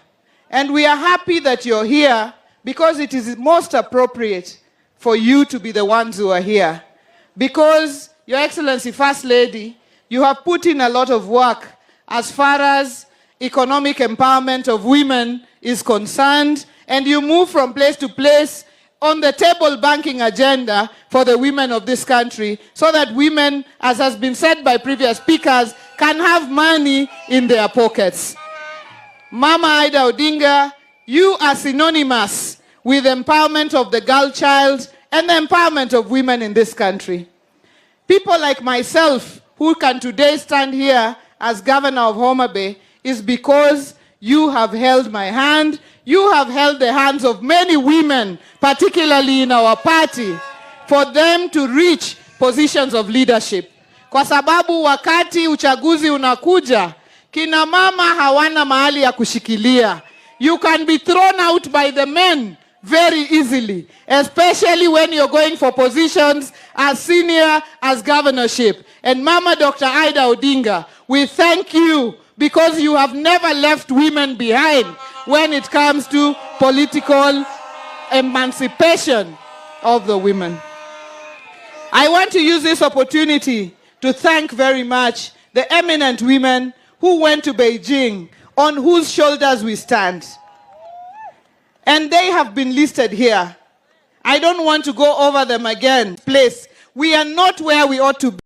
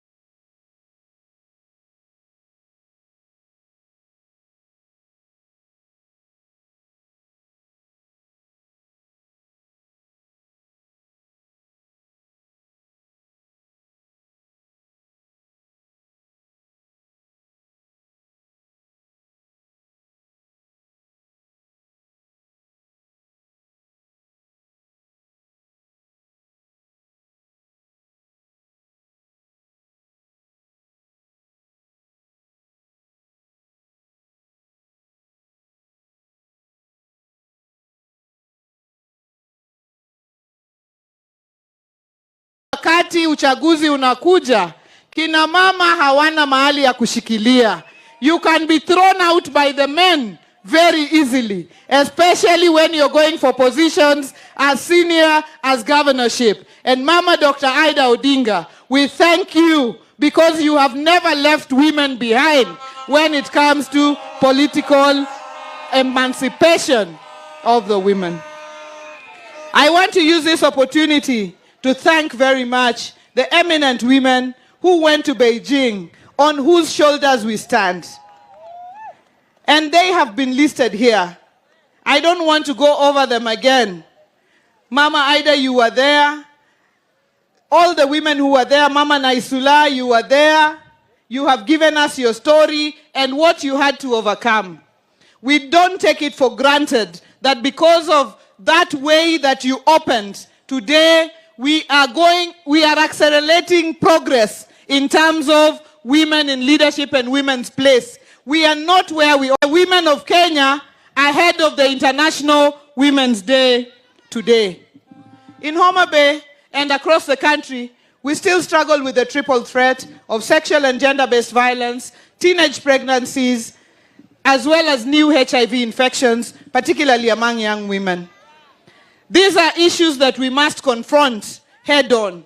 As a county government, we continue to push, but we are looking at effort from across the board to help in pushing this agenda. As a region, as women of the lake, we have come together under the banner of Siganyinam. Siganyinam means women of the lake, coming together under the patronage of Mama Dr. Odinga to push forward how we can mitigate the issue of the triple threat. If every day in every hospital you have a child giving birth to a child, then we will have a generation of lost women. We must deal with this issue, not tomorrow, but today.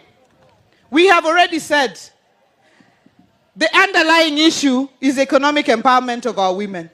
Women must have money in their pockets. If you have money in your pocket, even the mzee is very happy with you. Koso? Tokisi koni wonochieng ewe anango? Apat koso kapat? Koduogo godhiambo gimoro onge mesa. Nino kiwe gimoro. Igwe sianda di koso gwe? Toki loso chae maler makori mosa iwera werma newa ye woi maduong jatelo ni luongo wa newa ye iyudi kinyiero kamano bentie wach moro madhi marach era ng'eny koso ok ng'eny peso bende ofugu koso kik bedi. On the area of education, we must continue to support, just like our boys, our girls, to go through their education. And as Homa Bay, we run a mentorship program called now the Governor's Mentorship Camp, which brings together all our girls and all our boys for them to be mentored. And this month, I'm happy that Madam Antonia and many guests will be here on March 28th for our Governor's Mentorship Camp that will be at Ratanga Girls. In conclusion, I'd like to say that Homa Bay is blessed this year. We are blessed because we are today the hosts of the national celebrations for the International Women's Day. Come 1st of June, Sunday 1st of June, Homa Bay will be the host of Madaraka Day here at the Raila Odinga Stadium in Homa Bay.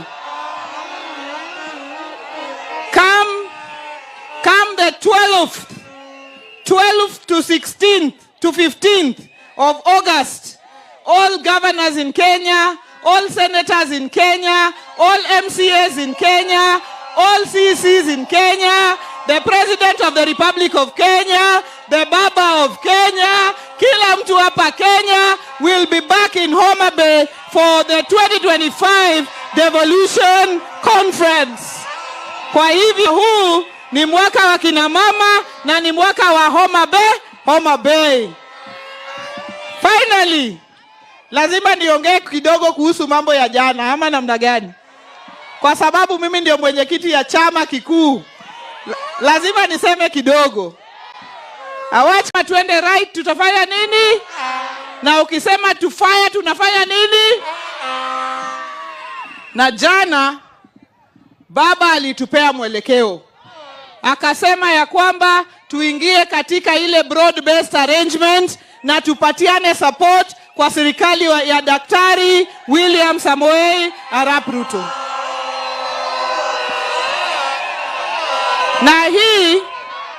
Na hii si kwa sababu baba anataka kitu ama kwa sababu president anataka kitu.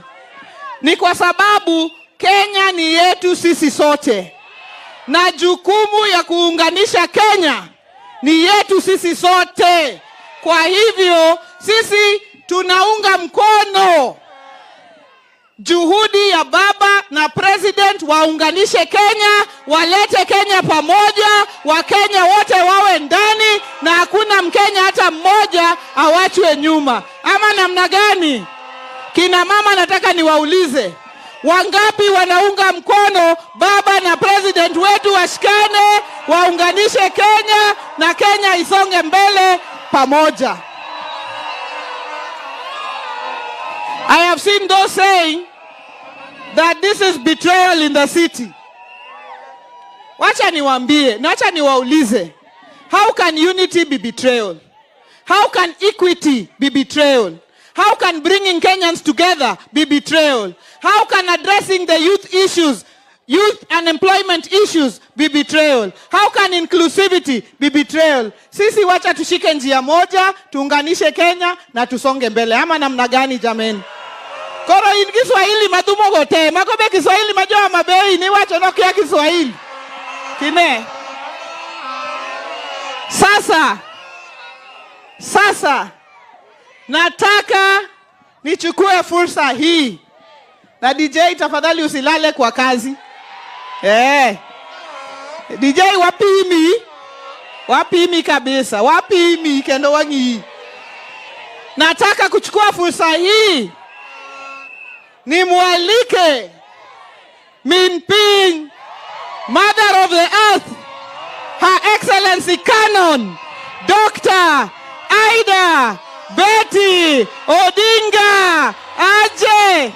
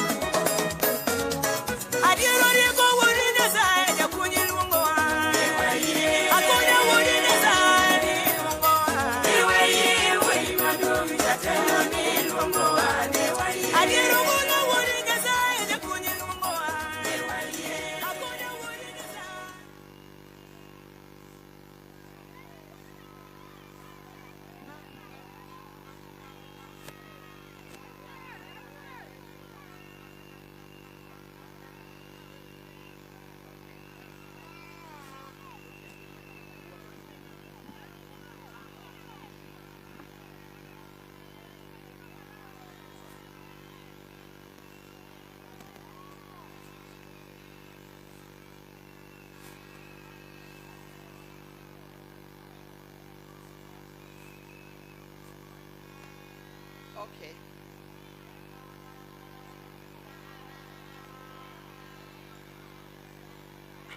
I don't know where Racheal kende ka etwa chako. Come on.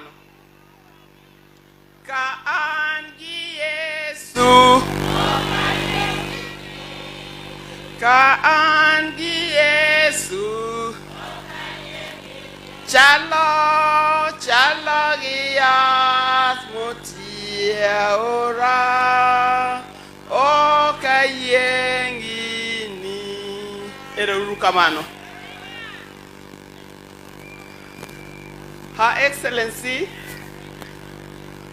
Mama Racheal Ruto, Her Excellency,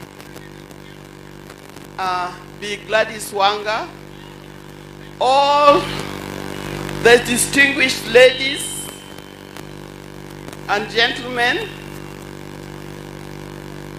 all protocols observed. I'm so happy to be here today. But first of all, I thank God.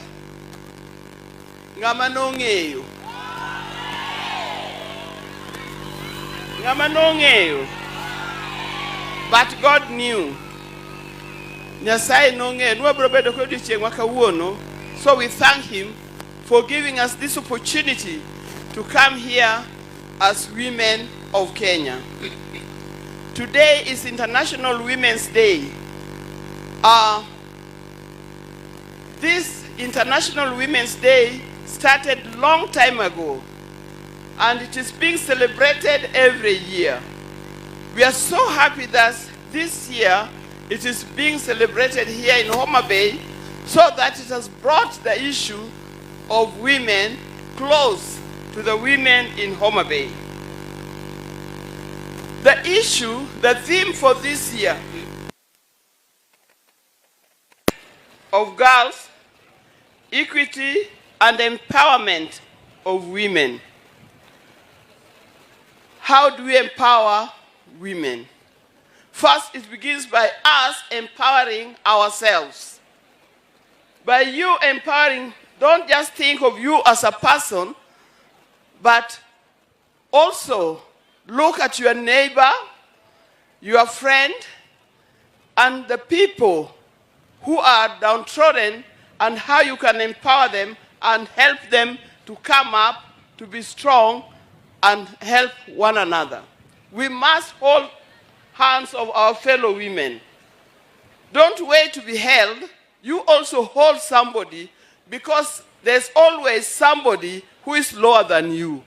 There's always somebody who is less fortunate than you. So you must start by encouraging those women and children, and girls particularly, who are younger than you, less fortunate than you. By holding their hands, we'll all rise together. Since the International Women's Day started, I think in Kenya we have achieved a lot. This year, don't worry. Don't worry. Don't worry. I'll come back to the Luo bro wacho nigigote.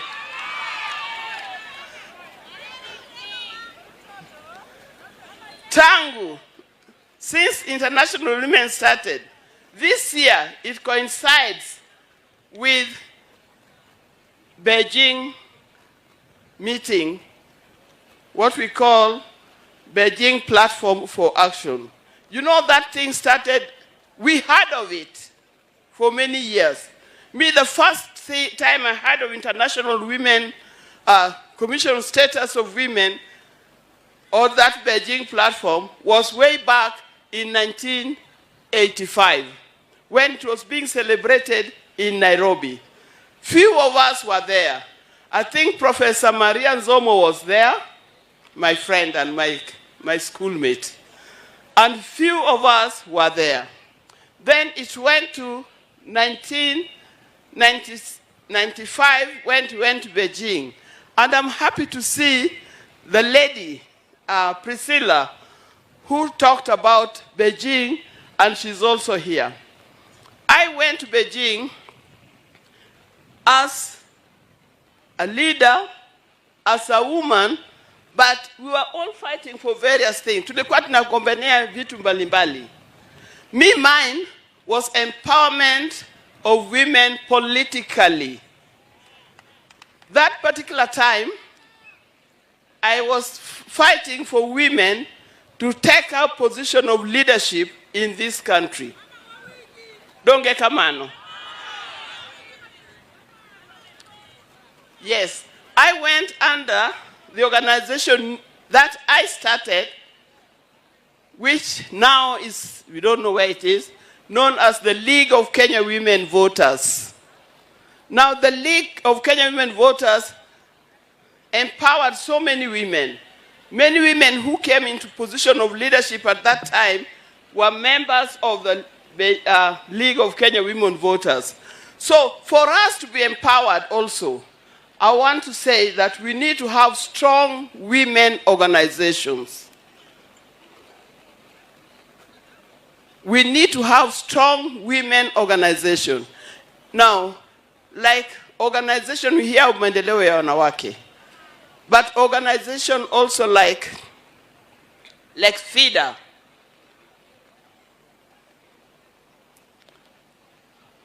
and many others. We don't hear of them anymore. But all these organizations, wacha niseme kidogo kwa Kiswahili alafu niseme kwa Dholuo. Nimesikia wakisema wanataka kusikia nikiongea kwa Dholuo kidogo. Kitu muhimu kwa sisi wakina mama ni kusaidia wakina mama wengine na kusaidia watoto, hasa watoto wetu wasichana, ili wapate kuwa na nguvu, kusoma vizuri, na tuache mambo ya ile tunaita early pregnancies, kwa sababu mtoto mdogo, nimeshaona watoto 13 years wanapata watoto. Unakuta mtoto amezaa mtoto, ukimwona akitembea kwa njia unafikiri anabeba ndugu yake mdogo au dada yake mdogo, kumbe ni wake. Sisi kama wakina mama tusaidie sana, tujaribu sana, tuwafunze, tuwaonyeshe hiyo tabia iachane naye. Na saa zingine unakuta hawa wasichana wadogo wanazaa na wazee, hata si vijana wa rika yao, wanazaa na wazee. Kwa hivyo mimi napenda kuambia wazee wale ambao wako na tabia ya hiyo, tafadhali mstep backwards, mpatia watoto nafasi ya kukua na kusoma. Jambo lingine ni jambo, we talked of early pregnancies, but we also talk of early marriages.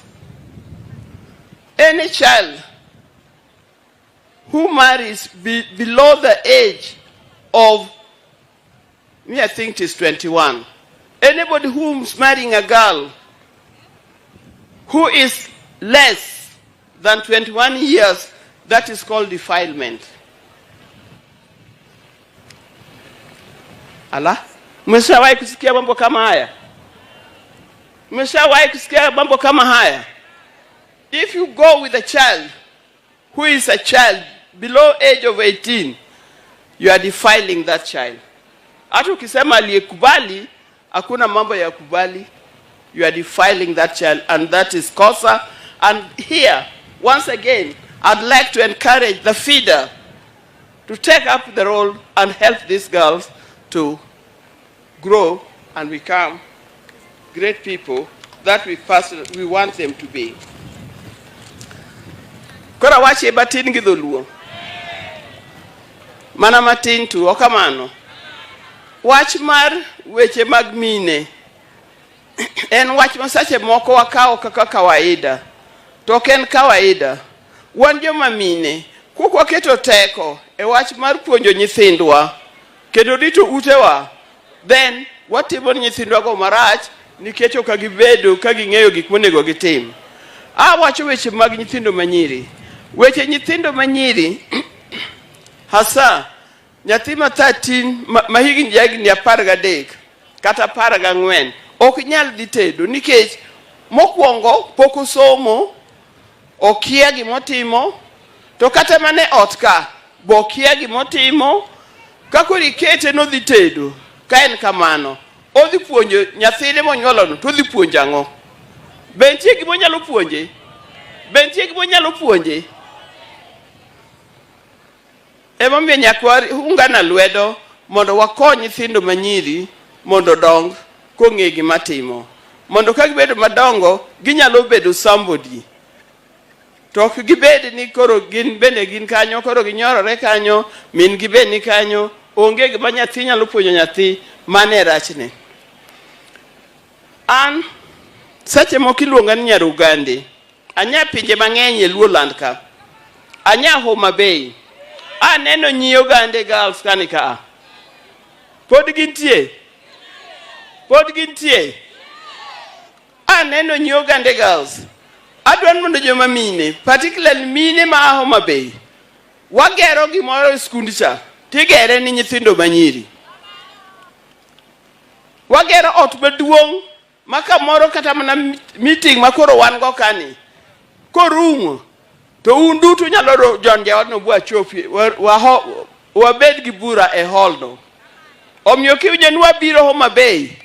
Wabiro gande. Ka intie Homa Bay County. Bio gande kucha warom kucha. Okamano. Wadwa kete gik mang'eny mopogore opogore. Wadwa kete computers, a library. Wadwa nochop ndalo moko makaji somo. Kaka ndalo moko nitie ndalo mag COVID cha. Nyithindo nok som, nok dhi school.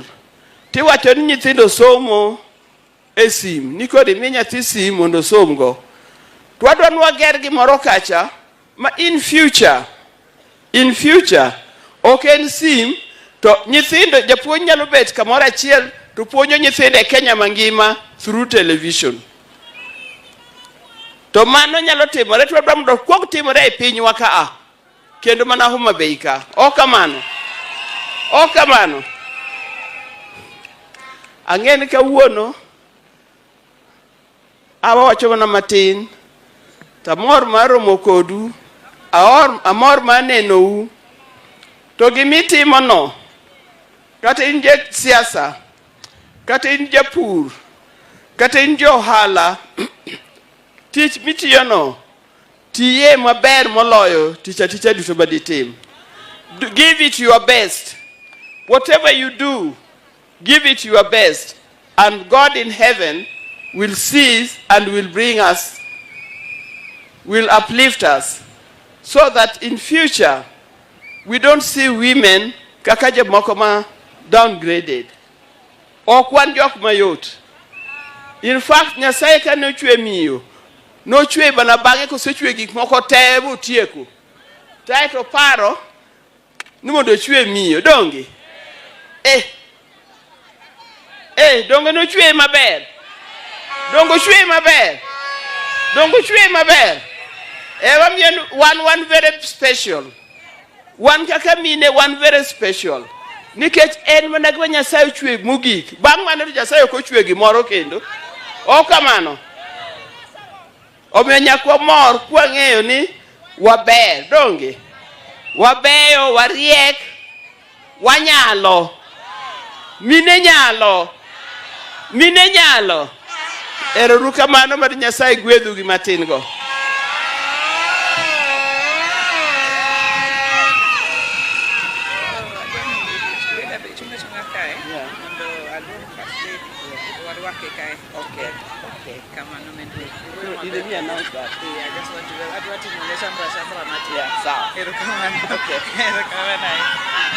Aya, ere makofi ya mama Canon Dr. Aida Betty Odinga. Ere sigala mine ma Homa Bay mwarwa kogomen ping. Bas. Koro gini koro chope ng'iende. Ng'iende koso ng'iende. Wapi onyi? Aya. Sasa nataka kila mtu asimame tafadhali. Nataka kila mtu asimame juu. Everybody, please rise up and let me use this opportunity to welcome on stage our First Lady of the Republic of Kenya, Mama Racheal Ruto. Karibu, Your Excellency, First Lady. Oji.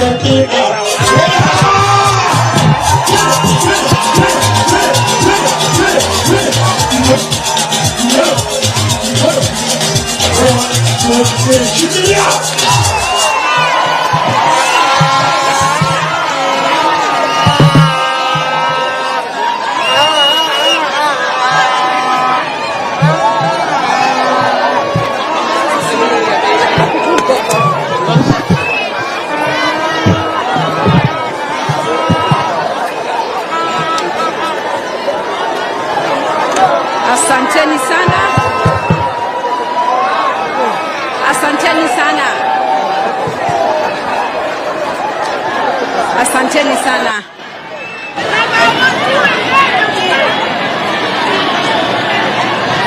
Your Excellency, Canon Dr. Mama Ida Odinga, Honorable Gladys Wanga, Governor Homa Bay County,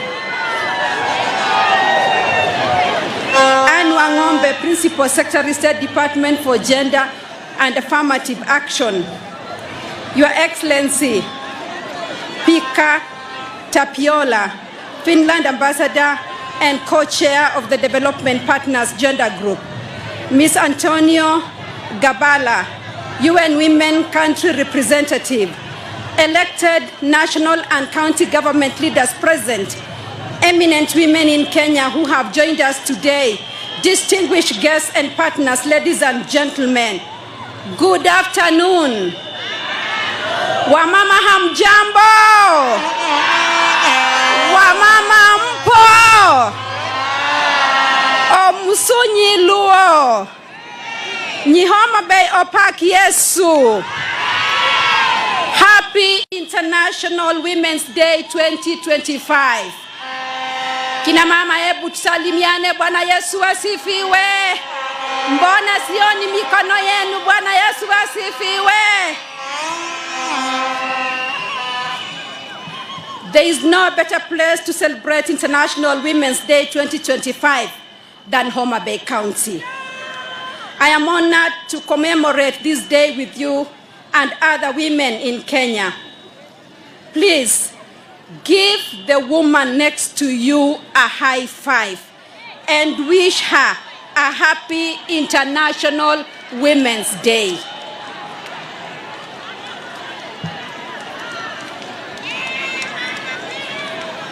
Our President, Dr. William Ruto, sent me with his greetings and best wishes as we celebrate this day. Congratulations to Governor Gladys Wanga on making history as the first female governor in the Western and Nyanza regions.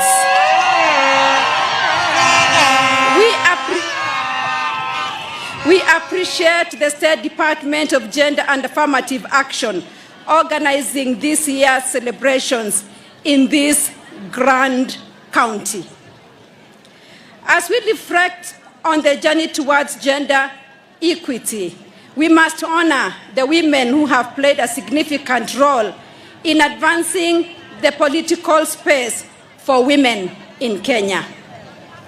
We celebrate Professor Maria Nzomo, Mrs. Priscilla Nagurai, and Honorable Lina Chebiki-Limo, who have joined us today.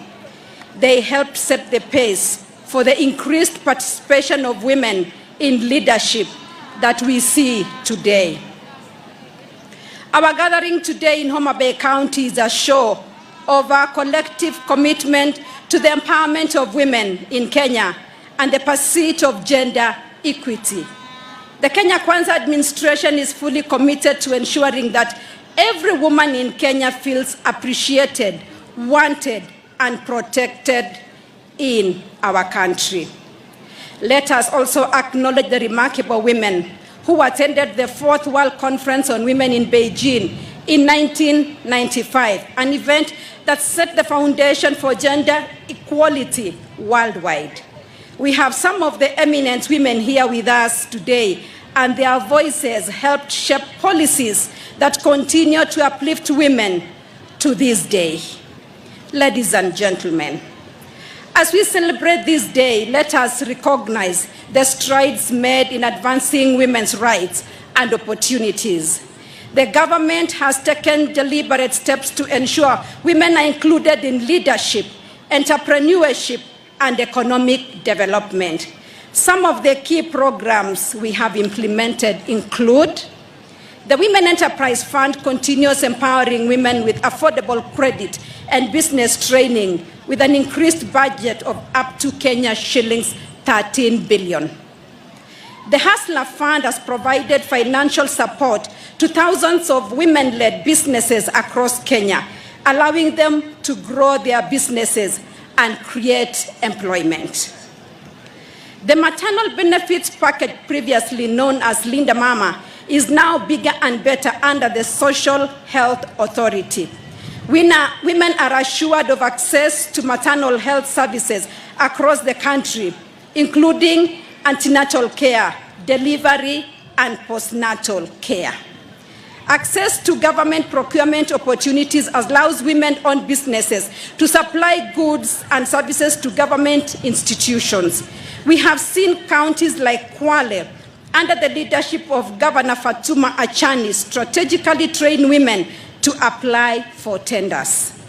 Kenya has made significant investments in technical and vocational education and training, which equips young men and women with employable skills. We specifically urge all parents to ensure their children apply for these courses. The cost of food in Kenya has reduced as a result of government support towards production. In 1 year, our nation has significantly reduced sugar and maize imports and instead put the money that would have been spent on imports in the pockets of our farmers. I want to assure every woman in Kenya that our president is committed to fulfilling his promises to women in the bottom-up economic transformation agenda, including economic inclusion, better participation in decision-making, and protection from any possible harm. Ladies and gentlemen, we urge every woman in Kenya to rise and take their rightful position in the development of our nation. Women are great leaders, entrepreneurs, professionals, mothers, and the best friends this country could ever ask for. Let us follow our matriarchs who made great strides even in days when it was not as easy as it is now. We must raise our voices and contribute actively to shaping the Kenya we want for ourselves and future generations. This year, let us be intentional about uplifting one another and championing the success of our fellow women. God willing, I will rally women leaders in our nation to work with fellow women of Kenya, visiting different counties to support initiatives spearheaded by women leaders. We will celebrate and support those bringing significant change to our communities. As the women of Kenya, we are the heart of this nation's nutrition. A malnourished nation cannot grow. I urge all women to join me in the Feed One End Hunger initiative to support sustainable school feeding programs across the country. I call upon every woman to establish a kitchen and fruit garden to boost household food security. Growing our food is an act of empowerment and self-sufficiency. A mother's greatest joy begins at the dining table, knowing her children are well fed and healthy. This is the 30th year after the Beijing Declaration and Platform for Action. As we launch the Beijing Plus 30 Kenya Countries Report 2025 today, we are proud of Kenya's strides in promoting women's rights, addressing gender-based violence, and enhancing women's economic empowerment. The information provided in the report builds on the 2019 Kenya's Beijing Plus 25 report and takes stock of progress made in the last 5 years, from 2020 to 2024. As I conclude, our role as women is not limited to our homes and workplaces, but extends to supporting and praying for our leaders. Let us pray for wisdom and guidance for our president and all leaders at every level as they plan and implement progress and programs to uplift our nation. My sisters, today we celebrate you. May this be the year when we see the best of the women of Kenya. May we rise higher, dream bigger, and achieve more together. Happy International Women's Day 2025. Erokamano, Nyasaye egweu. God bless you. Asanteni sana. We love you. God bless you.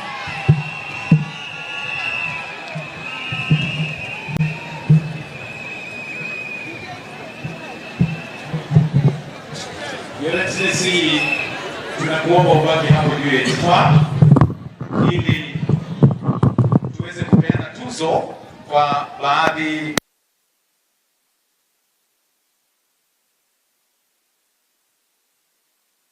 The first award in the category of individual awards, we may take our seats kindly. We may take our seats.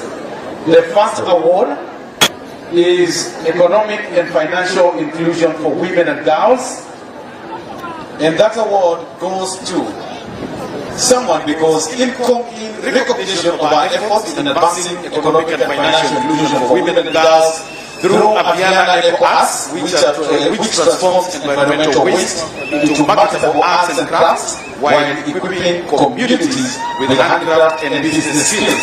Her enterprises creates income opportunities and promotes sustainability by integrating climate action into economic empowerment. Ladies and gentlemen, introducing Vivian Awor Onwos. Wapi makofi kwake. Asante sana. The second one, in recognition of her leadership in advocating for or rather against FGM and gender-based violence while championing girls' education, ladies and gentlemen, Mercy Wanjiru Jirili. Makofi kwake tafadhali.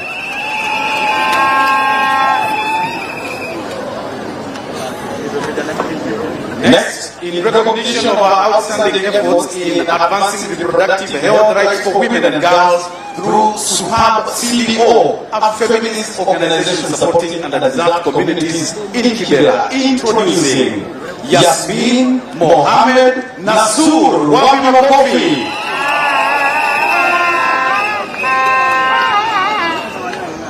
Next, in recognition of our efforts in promoting access to justice for women and girls by providing gender-based responsive legal aid, prioritizing cases of gender-based violence, early marriage and women's violations, ladies and gentlemen, Nyokabi Gali. Makofi kwake.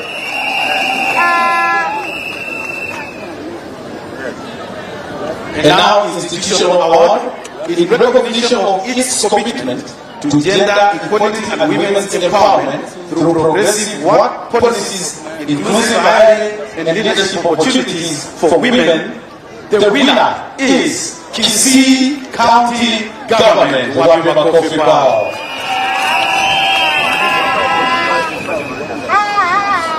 In recognition of its commitment to gender equality and women's empowerment by providing economic opportunities for women, we have a non-state organization, Abiana Eco Arts.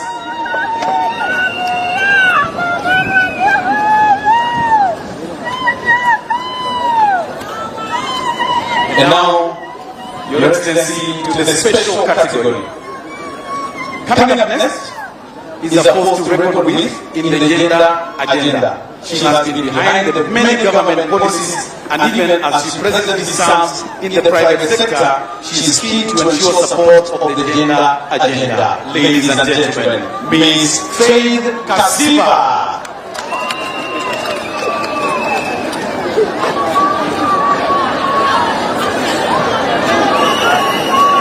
Next,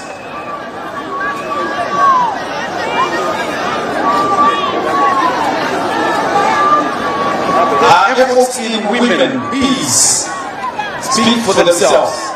Jackie's relentless efforts are so immense, and her support for the gender agenda is admirable. Introducing Jackie Bogo. Tumpatie makofi tafadhali.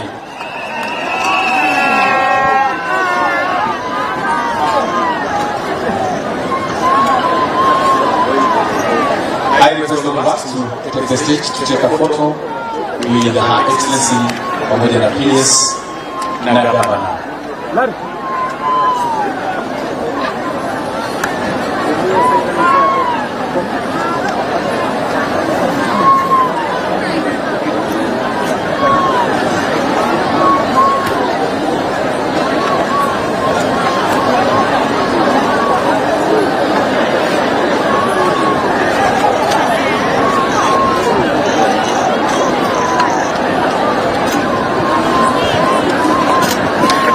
Thank you so much. You may retreat. Let's have Her Excellency remain, Her Excellency the Governor, the PS, and then we request that Canon Dr. Mama Aida Odinga comes on stage kindly. joins them. We want to launch the Beijing report. It's here with us. Let's have it, please, because the dummy. The dummy, please. We'll face this side, kindly. Now tuangalie upande huu. Tuangalie upande huu wa kamera.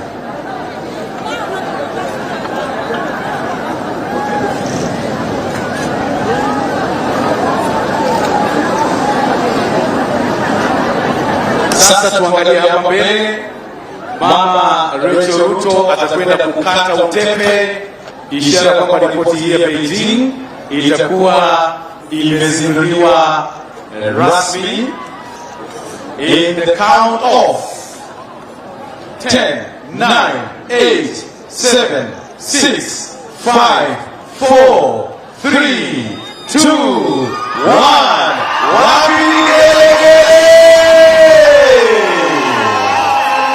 Wow! The Beijing report is here with us. Congratulations, Mama Racheal Ruto na viongozi wale wengine wote. At the same time, I now request the following eminent women to come forward to receive the report. Ambassador Maria Zomo, Priscilla Nangurai, and Honorable J.B. Kilimo. Please come forward.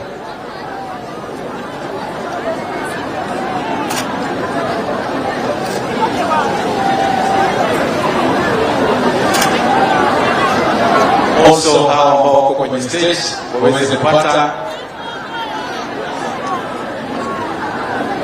Kindly remain on stage, Your Excellency.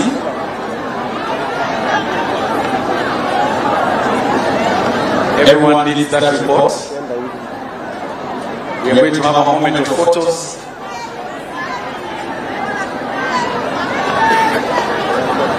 We face in front as we take a photo. Ambassador Finland, please come over. Kindly. Women, country.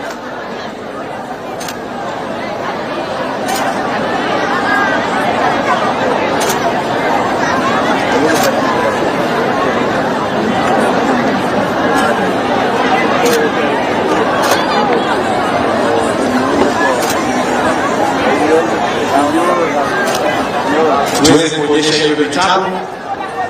That's all the books. As you face forward, face forward. Tuwapigie makofi, makofi, makofi, makofi, makofi, makofi. Pongezi. Pongezi sana. Hello. While still there, Your Excellency, I now request that you hand over some gifts to the three eminent women, beginning with Ambassador Maria Zomo. We can take the books now. Please step forward. Kindly step forward. Step forward. Sorry. Maria Zomo anapokezwa zawadi na Mama Racheal Ruto. Tupigie makofi. Asante sana. Next is Priscilla Nangurai. Receive your gift from Her Excellency. She was among the first women who went to Beijing. Miaka ya kitambo sana kutetea kina dada. Makofi kwake. And finally, Honorable J.B. Kilimo.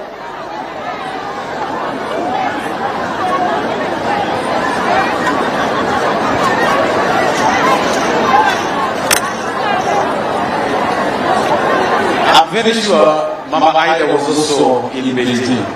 And therefore, we need one extra gift that we can give to Mama Aida very, very fast, so that she also feels recognized. And that will be the final gift as we come to a close.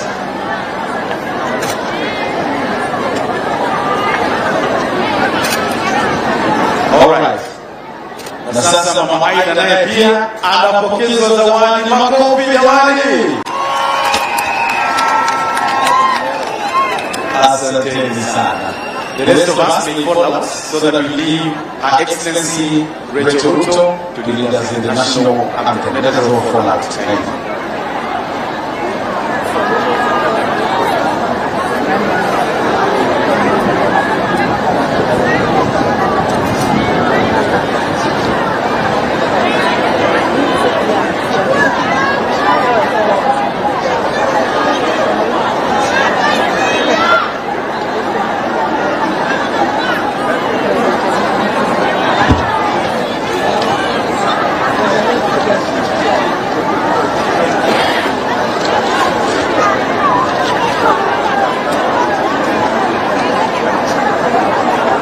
Basi tunamwalika mwanadada Eileen Florence akije on stage in recognition of her dedication to promoting the dignity and rights of vulnerable girls through initiatives like Lead with Dignity. Amefanya kazi ya maana sana. Msichana wa miaka 12. Makofi na vigelegele wake. Amepokea pia tuzo kwa sababu ya juhudi zake na amepokezwa kumbatio la mama wa taifa. Asante. Tuache sasa mama wa taifa peke yake kwenye jukwaa. Tusimame sote.